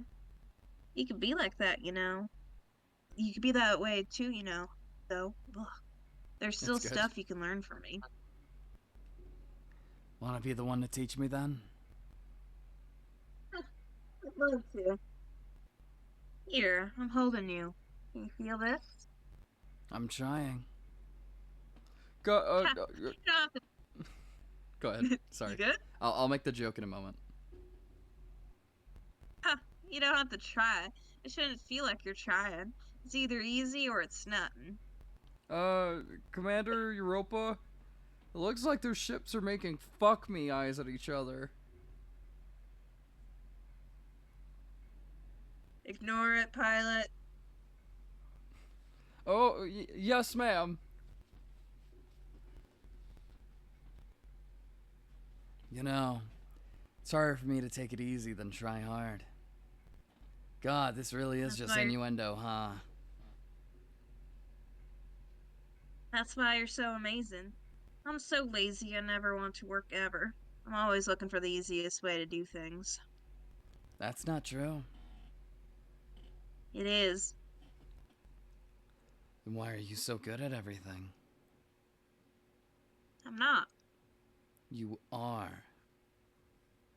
I'm not, but I can't make you see it, no matter how hard I try. Guess I should give up on trying to make you dislike me. Huh. Sorry you can't win against me. You really are a sore loser, a sore winner. Now I know how Mars feels. She's right. I'm totally insufferable. I'm glad at least someone knows. Oh, please. Be sure I noticed too. Excuse me, of course, but you don't care. Of course I care. I love you. Hmm. Dead eyes. Can you feel it now? Hmm. I really didn't think I would, but I do. Tell me what it feels like. Feels like you're holding me. What is it like when I hold you? I don't know. Am I imagining it? But it can't be. It still feels like metal. I didn't think it would. But it also feels tender. Exactly like it would if you held me on Earth. This is why I'm not as strong as you. If I really thought we were never going to get the chance to touch, I don't know if I could stand it. Why are you holding me so tight? I'm feeling smug. Now look who's caught now. I guess I lose.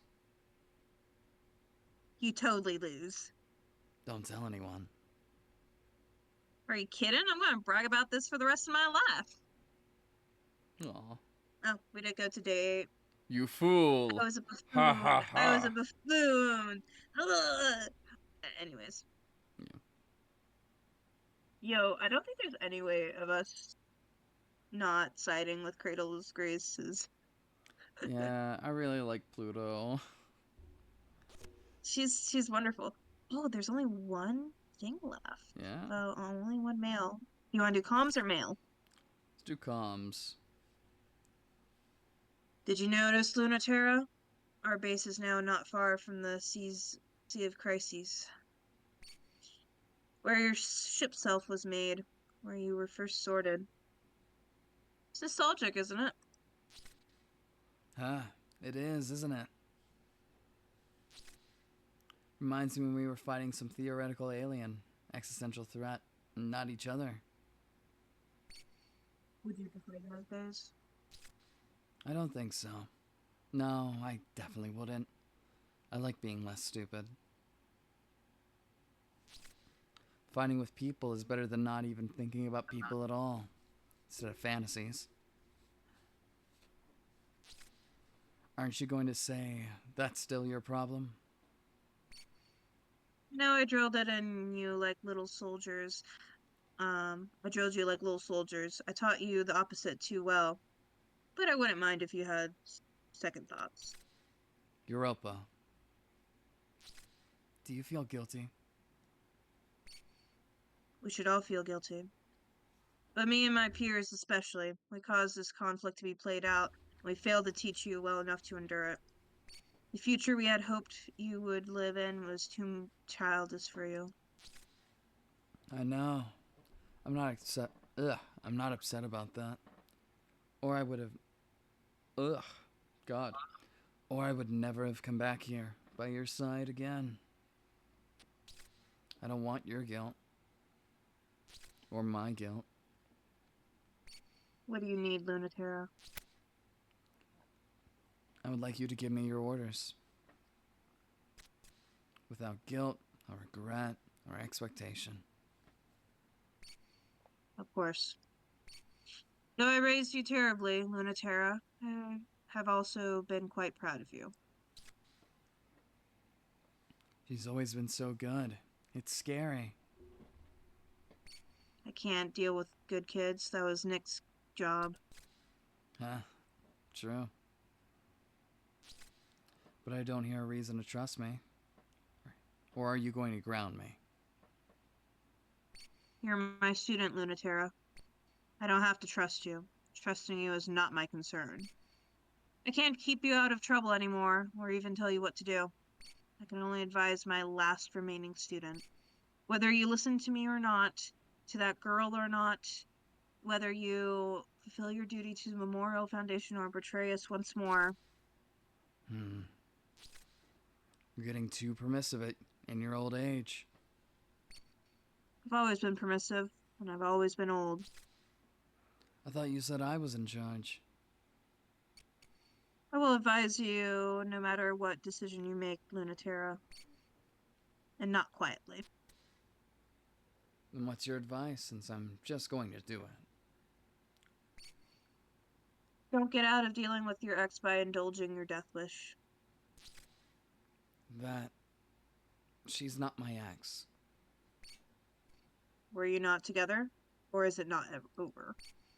My advice is to not leave things ambiguous this time. Why did you ghost my niece, Lunaterra? I I should kill you. don't think she's talking about her. I think she's talking about Pluto. Probably Pluto. Yeah, because I think the comms, they're just kind of like random. I think it's based upon what mission you did last. Yeah. Because the last one talked Because, about like, Saturn. Saturn, yeah. And I think that the game expects you to delay some of them. Hmm. I don't know what delaying does though, other than just I like just ignoring parts of it, like Maybe not progressing. I'm gonna I do a wonder if quick. there's like Google. Yeah. Yeah. I'll read this letter once you're done.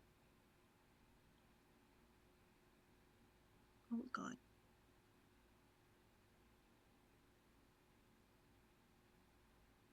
Is there anything on the wiki? Wiki.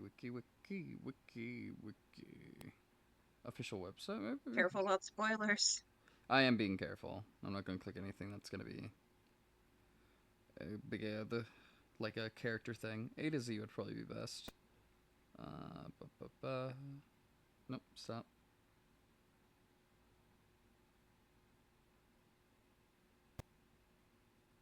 Stop giving me an ad. What was it called? Delay, right? Yeah, like the mission select, it's like delay or launch. Hmm. What if I just directly ask, what does delaying do in Heaven Will Be Mine? Yeah,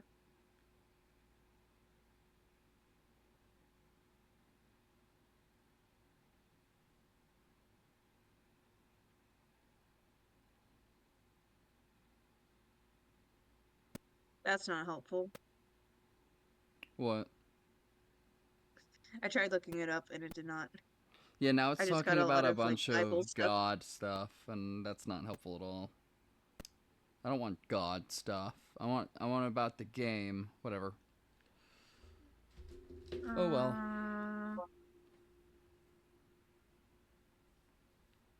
I'm just curious.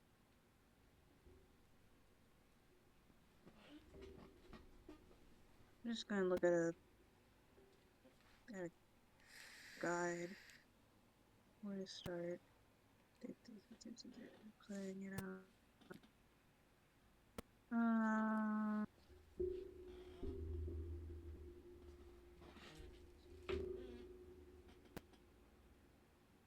this guide is not actually that helpful, but okay.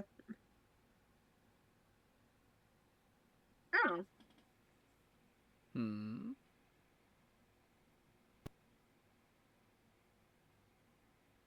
so Oh shit. My bad. we they say that on your first time you should probably go for your pilot faction ending, Oh. which we definitely did not. Oops. Um, they were saying that they were given an example of like, hey, if you do like Lunaterra's route and you reach the Celestial Mechanics end because you were aiming for extra achievement, which I don't know what that is, the ending you get focused around the schemes of a character you barely heard of because of that playthrough. Okay. It's fine. We will um we will we will get an ending and we'll be like, okay, that was a thing. We'll Um, enjoy it no matter what. It'll be fine. yeah, we'll be fine. Fuck it, we don't need a guide. Yeah. Uh, Thanks for not telling us subject. what delay means. Yeah, thanks for not telling us what delay means. I literally think that delay is just you avoiding. I think it's just skipping the mission, yeah. I wonder if there's like an achievement tied to It's delaying every wait, single mission. wait, let me look at sorry, I closed out for a second to look at the achievements. All good. Let's see. Oh, there's a 12 achievements. Let's see, locked achievements.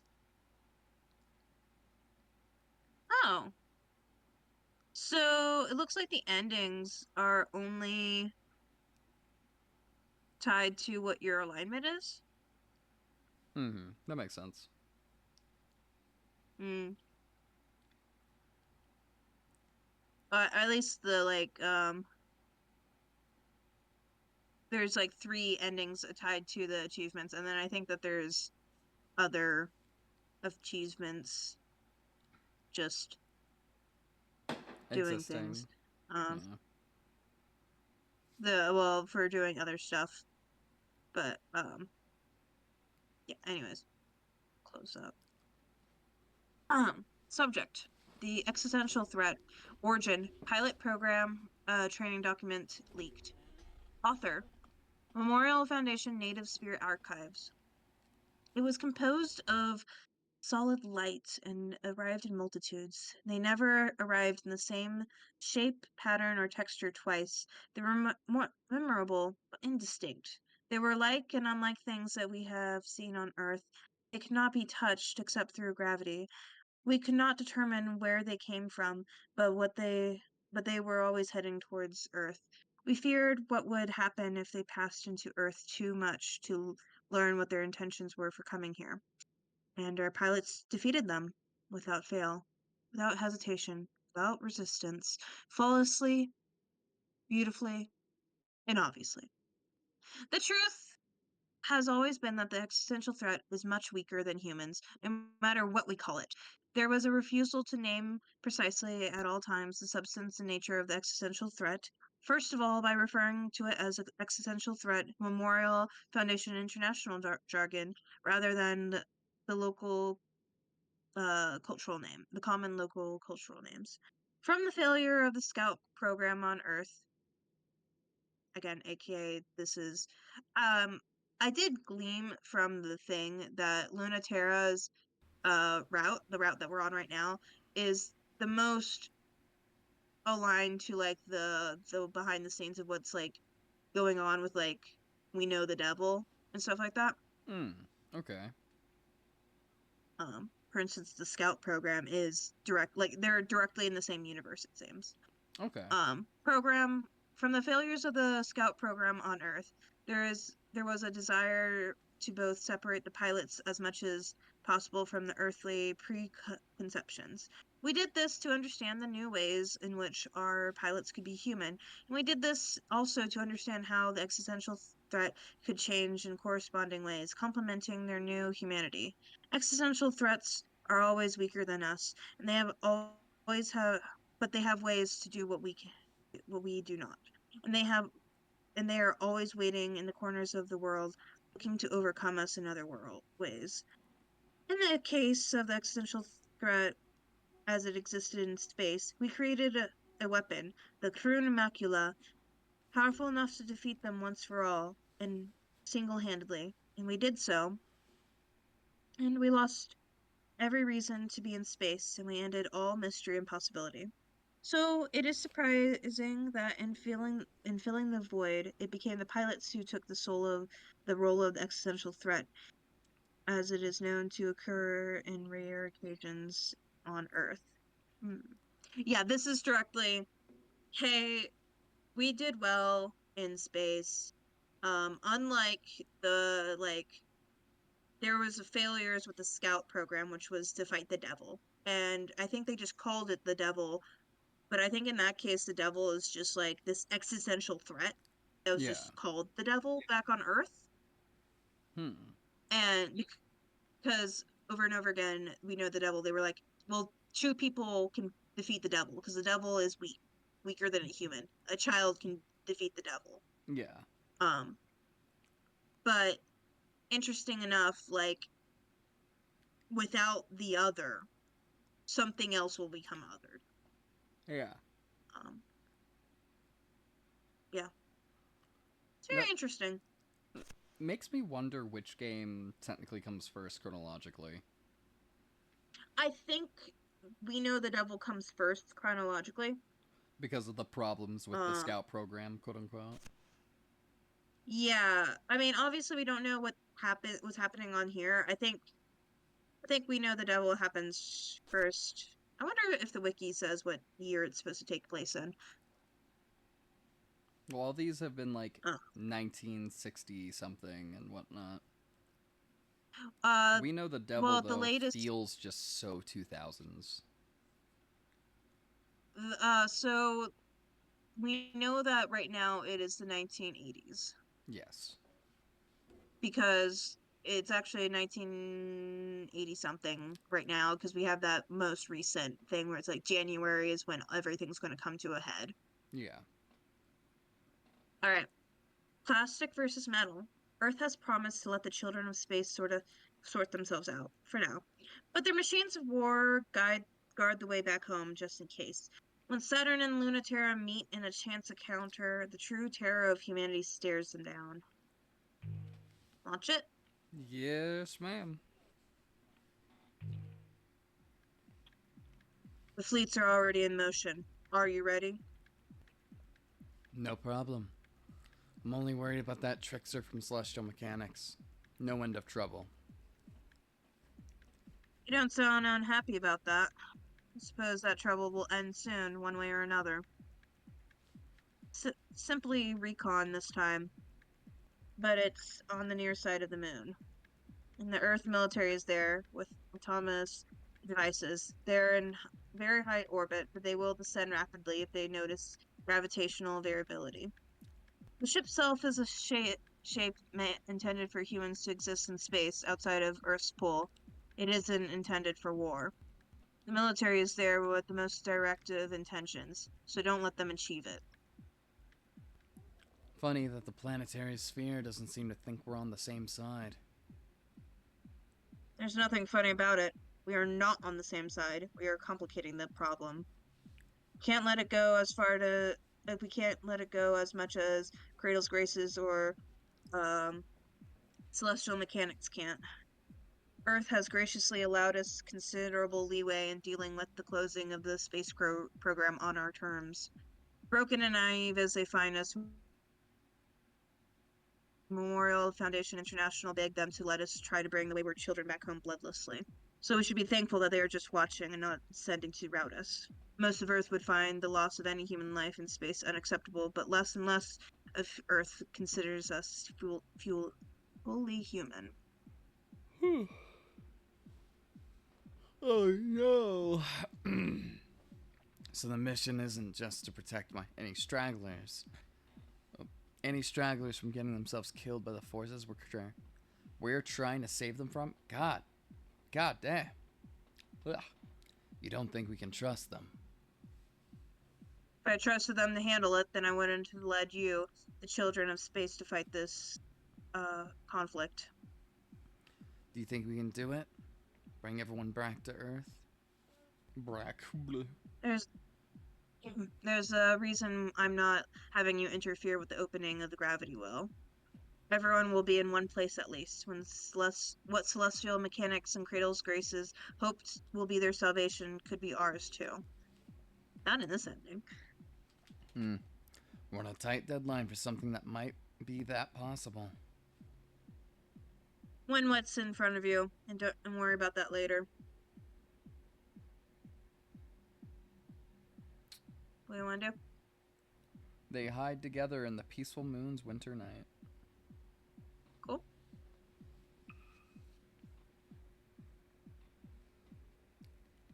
Oh, that's red. It's winter on the near side of the moon, which means it will be half a month before this hemisphere sees day again. The frosted forests will see spring in a week, summer the week after, and fall the week after that. A year of seasons in a month-long day, even terraformed, could humans live like that? On the near side, though, at least the Earth will always be in the sky, eternally huge, shining with authority and kindness, unlike its agent, who hangs in the corner of the sky like a migraine aura. There's nothing extraneous about its shape. It's just here to do two things: look, then kill. Woo.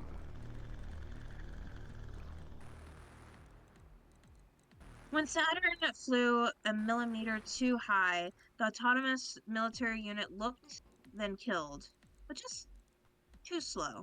And Lunaterra pushed her away and dragged them both deep into the winter forest. The unit looks twice as hard. It's been encouraged to not miss twice. Shh. Don't make a sound. You're being too noisy. I get that a lot, but this time I'm not making any noise, so don't tell me to be quiet. You're the one flitting all over the place. They're listening for gravity. Vibrations are not the kind of noise that they care about. So keep moving and don't make noise in your heart. Don't make a sound in all possible senses. Don't make a sound physically, emotionally, or spiritually. Calm down. They don't like it if you're not calm. First of all, that makes no sense. And secondly, I refuse.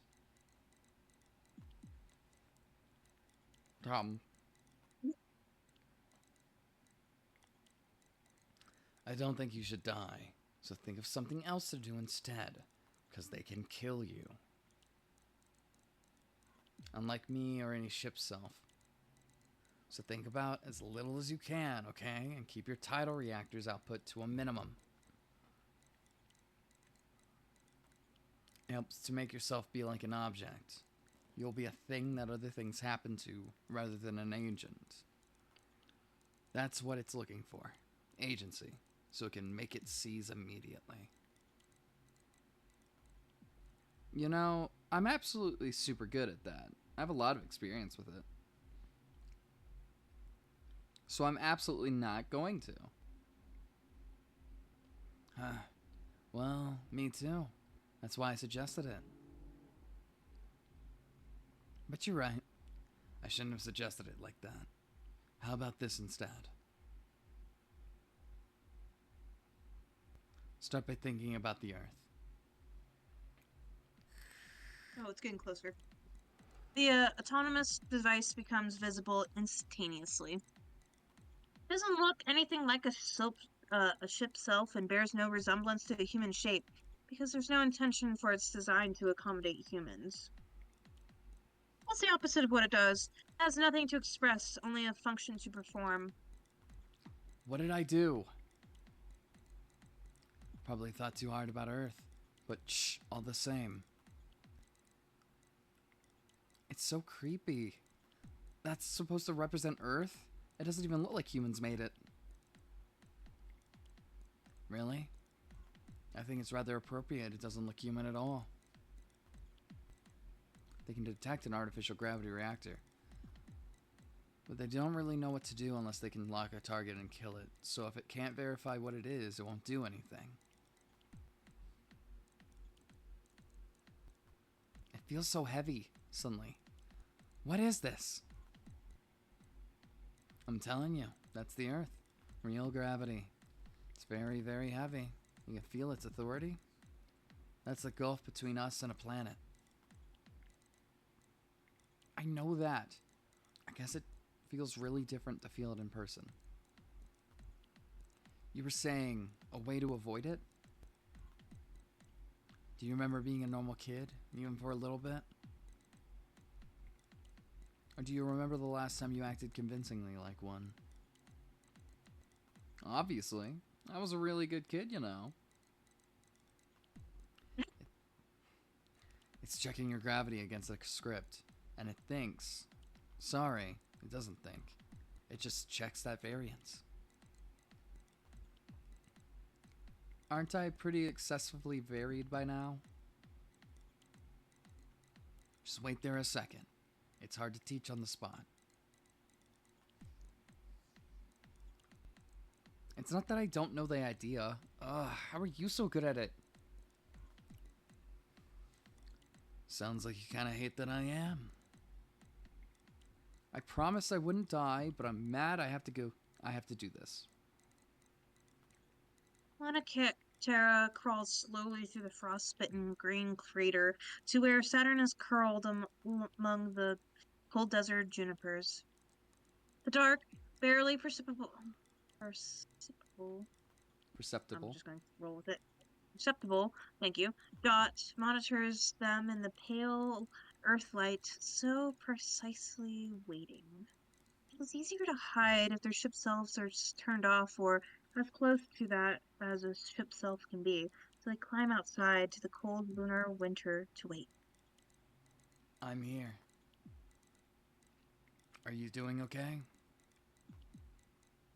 No, obviously, I'm scared. Me too. So forget what I said. I hate doing that too.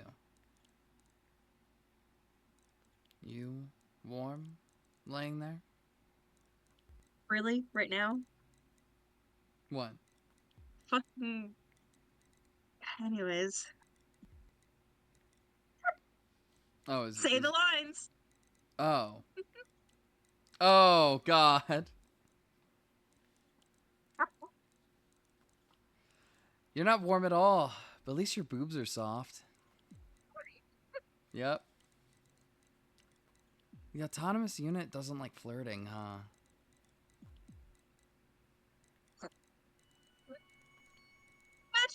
getting gunned down because you fucking flirted. God. You should think instead about how you're keeping a secret. Keeping it really close. Waiting for the perfect moment. And no one else can know. Okay. I can do that. That's not as bad. Is it that big a difference? There is infinite difference between someday and never. I've extremely forgotten how to be patient, but I know the difference. You're right. It really is important to never forget. It's still not going away. Yeah, it's a lot more patient than us, huh? It's looking at you too. Aren't you on their side? Just because we want Earth back doesn't mean Earth wants us back. Mm. Whew. So Memorial Foundation really is that stupid? Maybe. In their eyes, we're as bad as you. So why go back? Because fuck them. They don't want anything to do with us. Memorial Foundation thinks it's optimal for humanity to return. But I think many humans think it would be just fine if we died. That just makes me want to come back to Earth even more. Aha! Spite I can understand. Yeah, I can be petty too. I want back, even if only for spite. We will bring them back a little taste of what it is like to be us. They're afraid we might bring something back with us. And they should be, much more than they already are. That's what I want. Knowing that you're just as petulant and petty as me, and this week too, makes me reconsider you. In a good way. It's wonderful. Makes me want to fall in love. Oh. Huh. I said maybe. Don't get full of yourself. Sorry. There's no way we're getting any more than half of what we want, at best. You're only hoping for half of what you want, so I wonder if you'll even get that, if you get it. I don't think... Ugh. Nope. I don't expect things to go my way. But...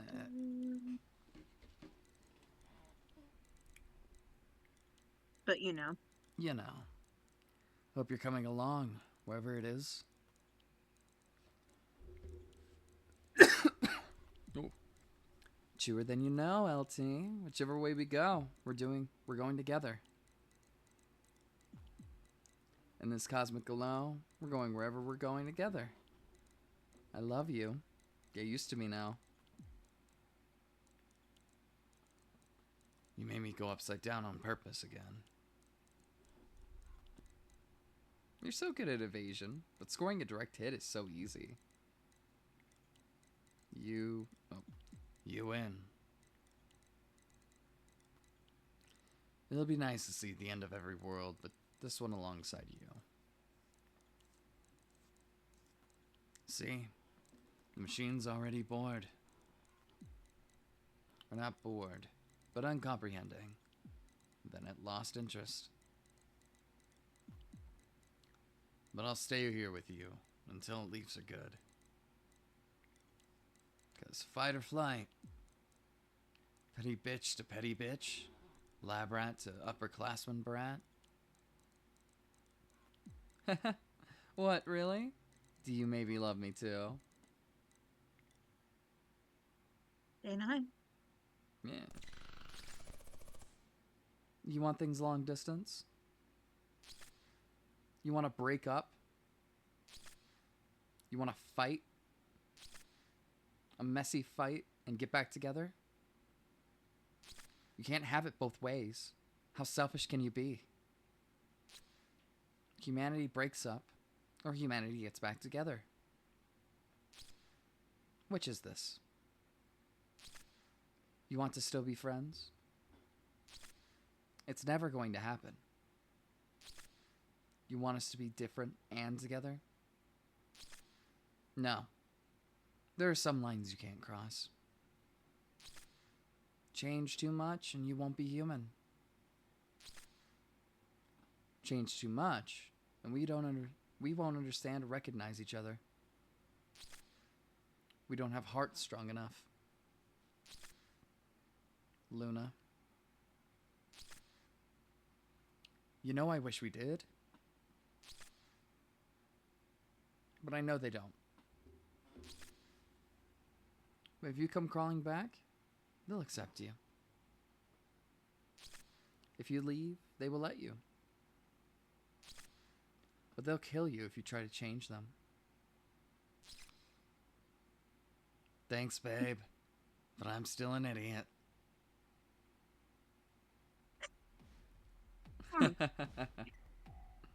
The cradle's grace's fleet is small and weak.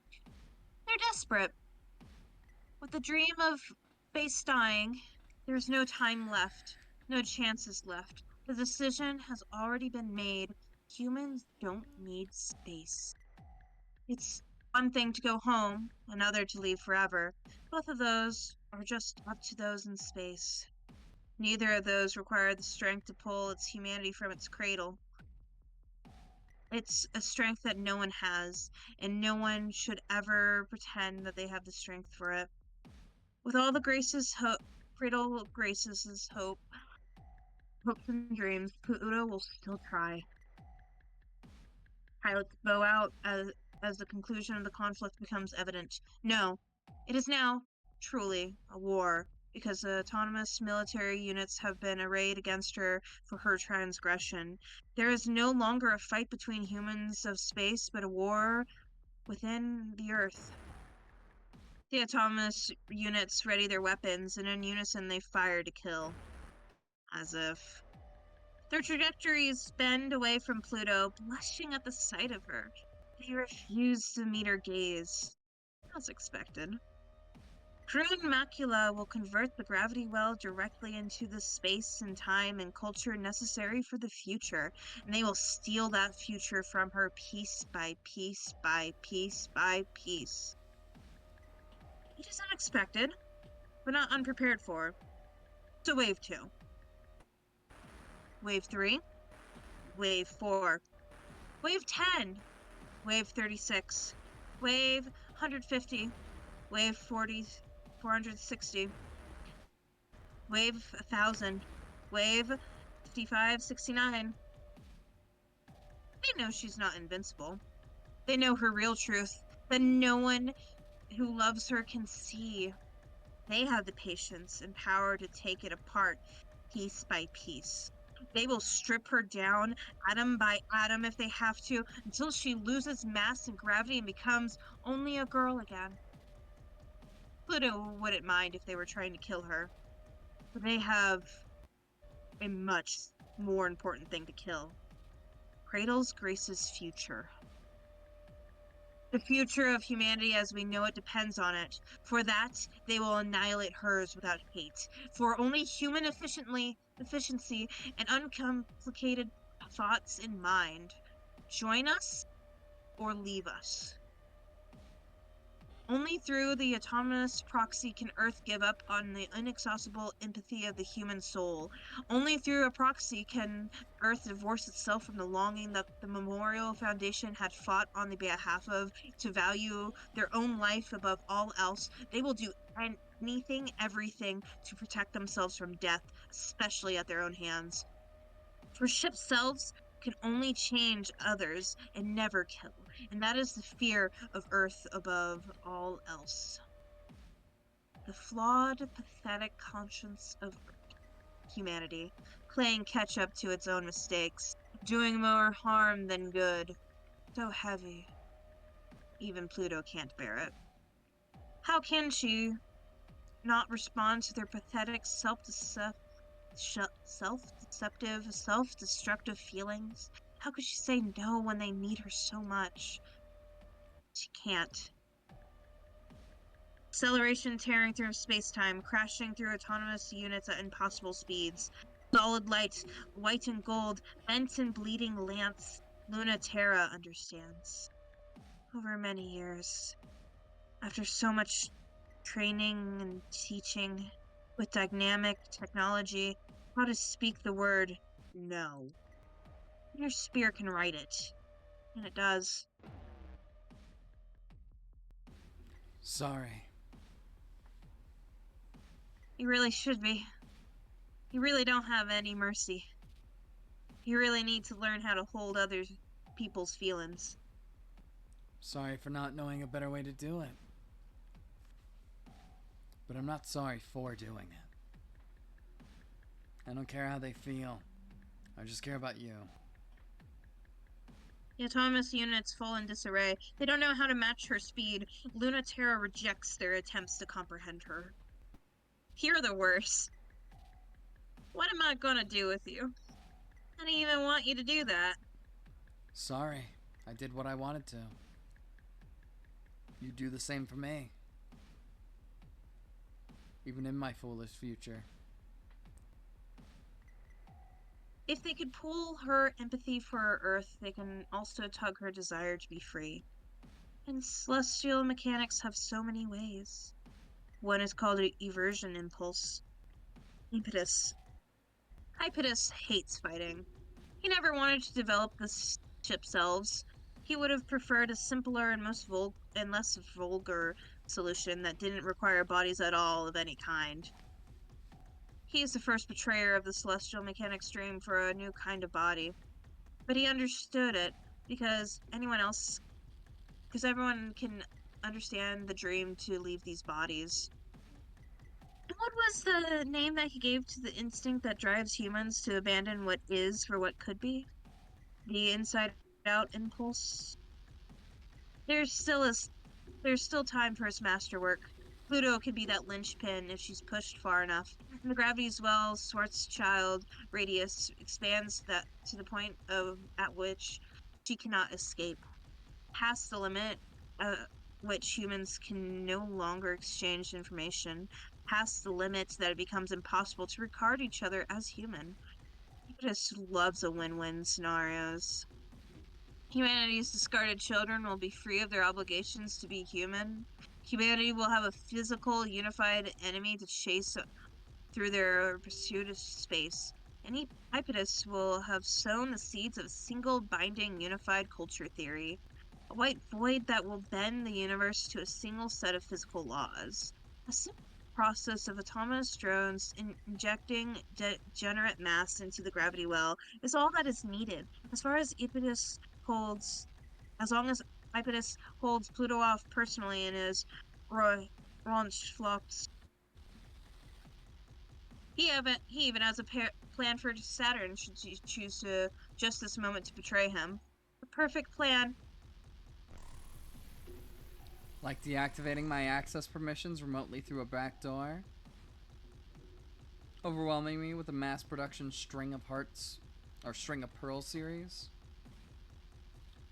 Averting my gravity reactor through the Roncesvalles Terra's albedo separation system? Oh, and even more plans than that? You're really so predictable. Alert attempting back access to ship self string of pearls. Of course you'd have a solution for every contingency.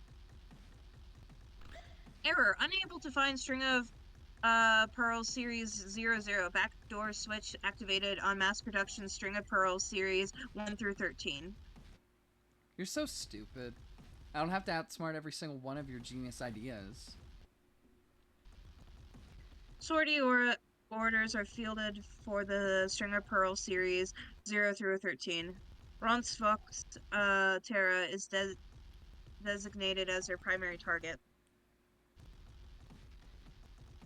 Just one of them should be more than enough, but I really thought you deserved their full attention. Hey, Pluto, unlike LT, I'm not even the slightest bit sorry. It is extremely dumb to fight for a stupid future all by yourself. So thank me from the bottom of your heart for coming to believe in it with you. Praise me for obeying what you never asked me to do. Love me for believing in you. Of course. I really, really do. All my heart and thanks and praises for you. I won't even pretend to be mad at you. Not like Lunatera then? I am still connected. We know. We know. Back to the topic. Ugh. Back to the topic at hand. It's the final battle, Lunatera. There's no room to retreat. Oh no, so bad for her. We really should. You think the end of the world is enough of an excuse to change the subject? It should be. It won't be the end of the world. The gravity well is open, but it's not as sustainable for long. Whatever you're planning, you need to do it soon. You both are so precious to me. You should know that even together, you cannot stop me. Hey, don't just fucking dot. I thought you were going to convince her. I have to do this because I believe in it. But Dr. Nix was willing to sacrifice, because I'm willing to believe in it too. But Dr. Nix was willing to sacrifice the Earth, and I'm not. No matter what it costs. Cradle's Graces never wanted independence or space. They wanted all humans to embrace it. Solution is to destabilize the Earth's gravitational field until human life is no longer possible there, and force adaptation to space. Hey, that's super fucked. Yeah, that's super fucked. Saving humanity against their own will, maybe, and destroying yourself in the process. No way. Nix doesn't. Ugh, ugh. Nix doesn't know what she's talking about. You're throwing yourself away on a dream that won't come true. And you were chiding me for not going in on my own nature. Future. God. The possibility lines have closed. There was no chance of a good future since before we started. It's too sad. That's why I have to stand with Dr. Nix's dream. Humans deserve some kind of real hope. This is as close to it as I can offer her. Well, how mad will you be at us if we stop you? I'll never be mad at you, even if you could. But for humans to be caught halfway between space and the Earth is the worst of all bad futures. It'll split us in half, and that will mean war. That's the future of eternal war. True war, not this, where Zero G keeps our bodies immortal and unrestricted. I mean, if we really did declare independence from Earth, wouldn't they see how cool we are and come up anyway? It's their choice, you know. Can't make it for them. That's their problem. You two really put up a fight. For a moment, I almost believed you. I really thought you might be able to stop me. Miracrisium's spine is broken. The string of pearls is subdivided into so many components where its reassembly time is weeks out. Can't blame us for trying. I wouldn't have been able to do anything else. I really hate this. Time to interfacer is broken? Thank God. I thought you missed. You didn't make the shot easy. Can't control the lunar gravity event anymore. I don't know what's gonna happen. What can I do? Sorry, we didn't think that far ahead. We just wanted you to decide. Not Dr. Nix. If you can't have everything, what's the thing you really want? I don't know what kind of future we're gonna get. Not working with much. Anything you do is fine if it's you. Don't listen to her. Just figure out something that doesn't suck. 3. Compress, redivide, expand. Simplest childish thought grasps Pluto, bubbles within her. She says it before she can stop herself. I want us to be together forever. In our beautiful shapes in space, free, with everyone. Of course, it is impossible. Not enough people who believe in it.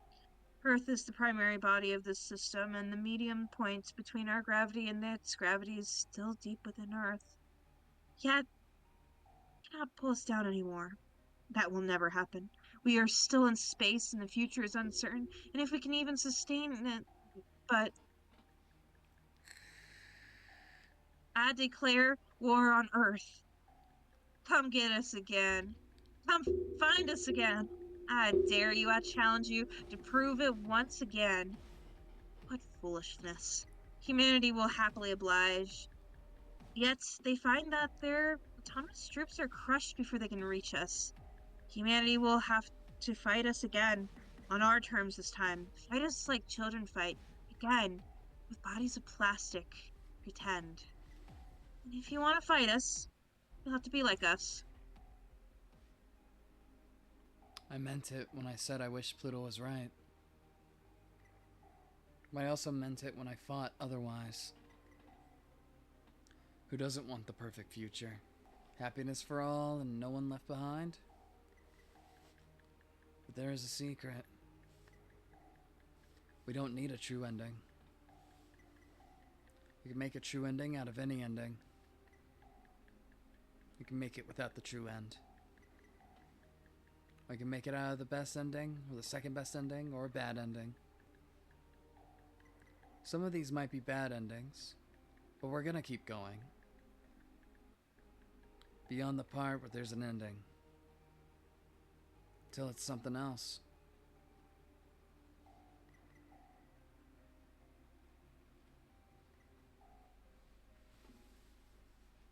There might still be more today. Let's bet against that. I'm tired. They'll catch us off guard. So stay in your ship self. You want to laze around still in your ship? Why not? Does it feel as nice? It's different, but it's better. You can't feel anything. You still got a lot to learn, Ace. Maybe I do. Let Pluto teach you. I'm taking a nap. Now you're helping. I'm tired. Shut up. So she says, but she stretches out on the yellow-red carpet of Venus's jungles. So she doesn't go so instantly into sleep. There's room for both of them in Pluto's lap, which is the advantage of living in your ship's self. You can do things you normally couldn't, even if other things are harder. Harder doesn't mean impossible. It just means you have to work for it to figure out how to make it real. Learning a new language as your new body speaks. Moments like these are rare since we began a war against Earth. Though we are quick to remind each other it's not really a war the way that war used to be. Not the hard clash of steel and lead, but the pliant pressure of plastic and light. Venus's heat melts their metal before they can make it here. When Earth wants to fight, they have to send softer bodies after us. The punishment we deserved for being unable to reconcile is this half-real solar system. The jungles are still struggling on Mars, but we're trying hard. And the jungles of Venus are, the forests are still struggling on Mars. The jungles of Venus are growing nicely, except they're too wild to give us room. The silicate mosses that grow along the rings of Saturn allow for very fragile, delicate sort of life. We love these places anyway. They're becoming more and more like home. All we need is more of us. And they come. descending in waves, trying to take us back.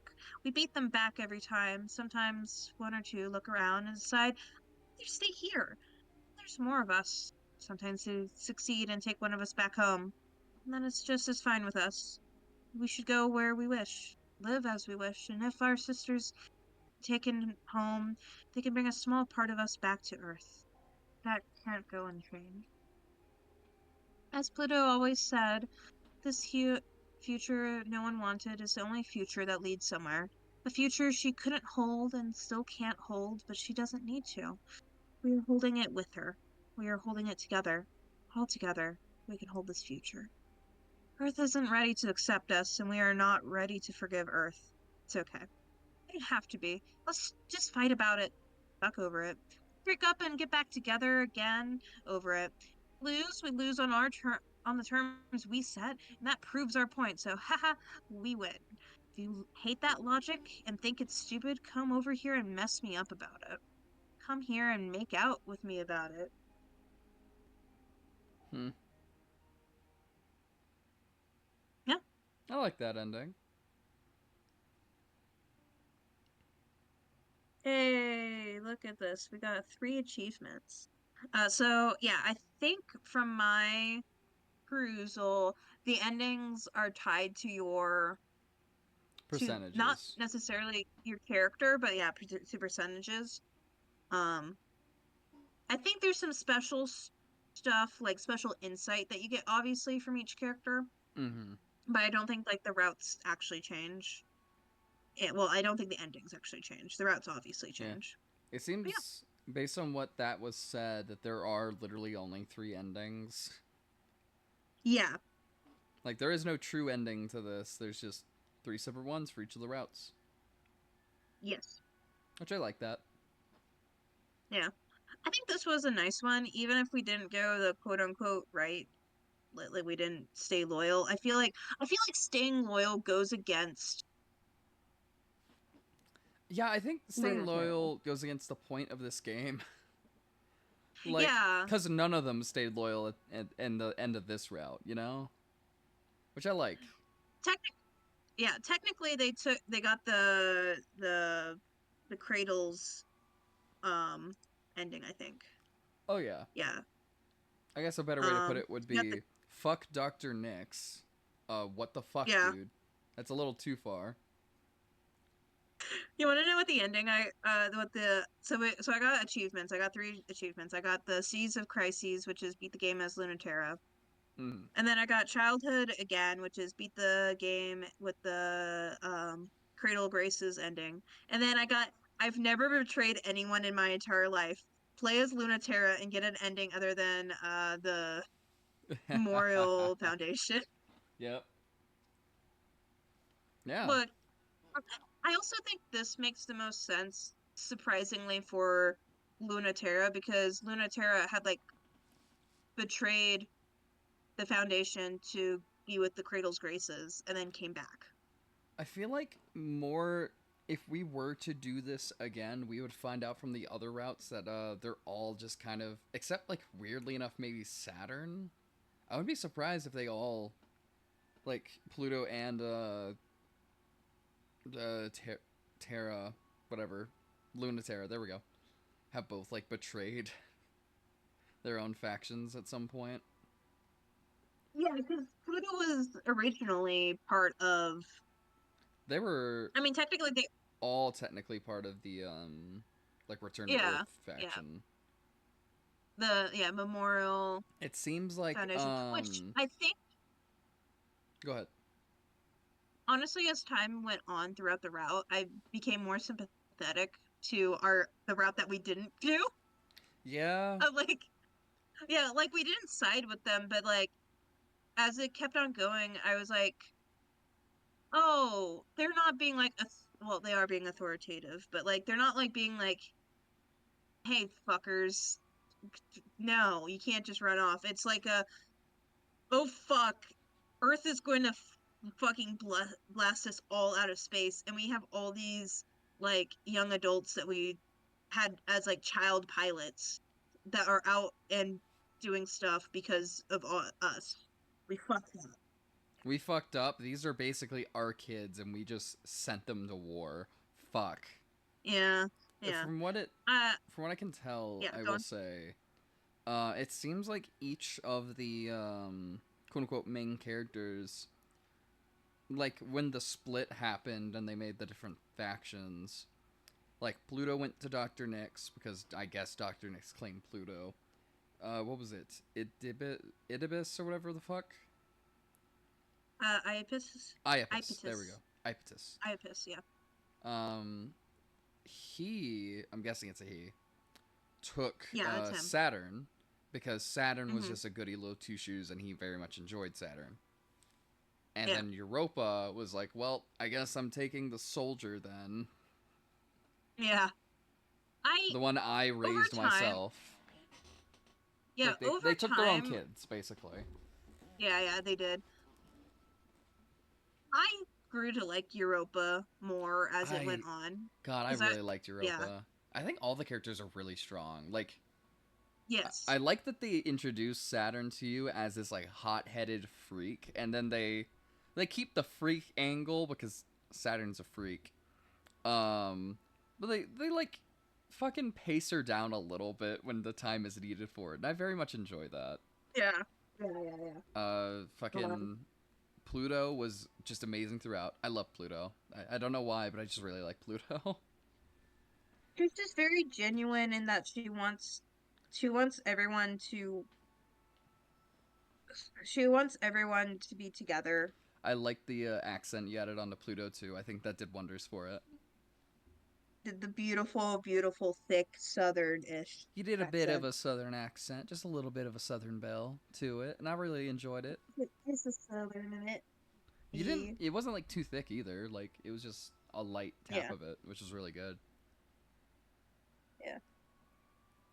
Um, yeah. I liked that we had like the first time we like actually saw Halmidi, her being like, "Hey babe, please don't go back Yeah, to apparently like on one your of the ex." And routes, she's like, she genuinely shows up. "Yeah, yeah, but not From this." what I can see from the portraits that are available.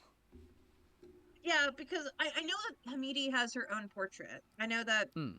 because River told well, like shared Yeah. stuff about it. Whenever I looked at the wiki thing, I was River like, also has "Oh, her that's what portrait, yeah. Halamede looks like. What the fuck? The small blonde woman. What the fuck?" Yeah. Yeah. I I weirdly just was love not her being expecting like, it. please don't go. Just Sorry, this wet babe. cat of a person. Sorry, babe. Looks like I'm still an idiot. Sorry, babe, but I'm still an idiot. End of conversation.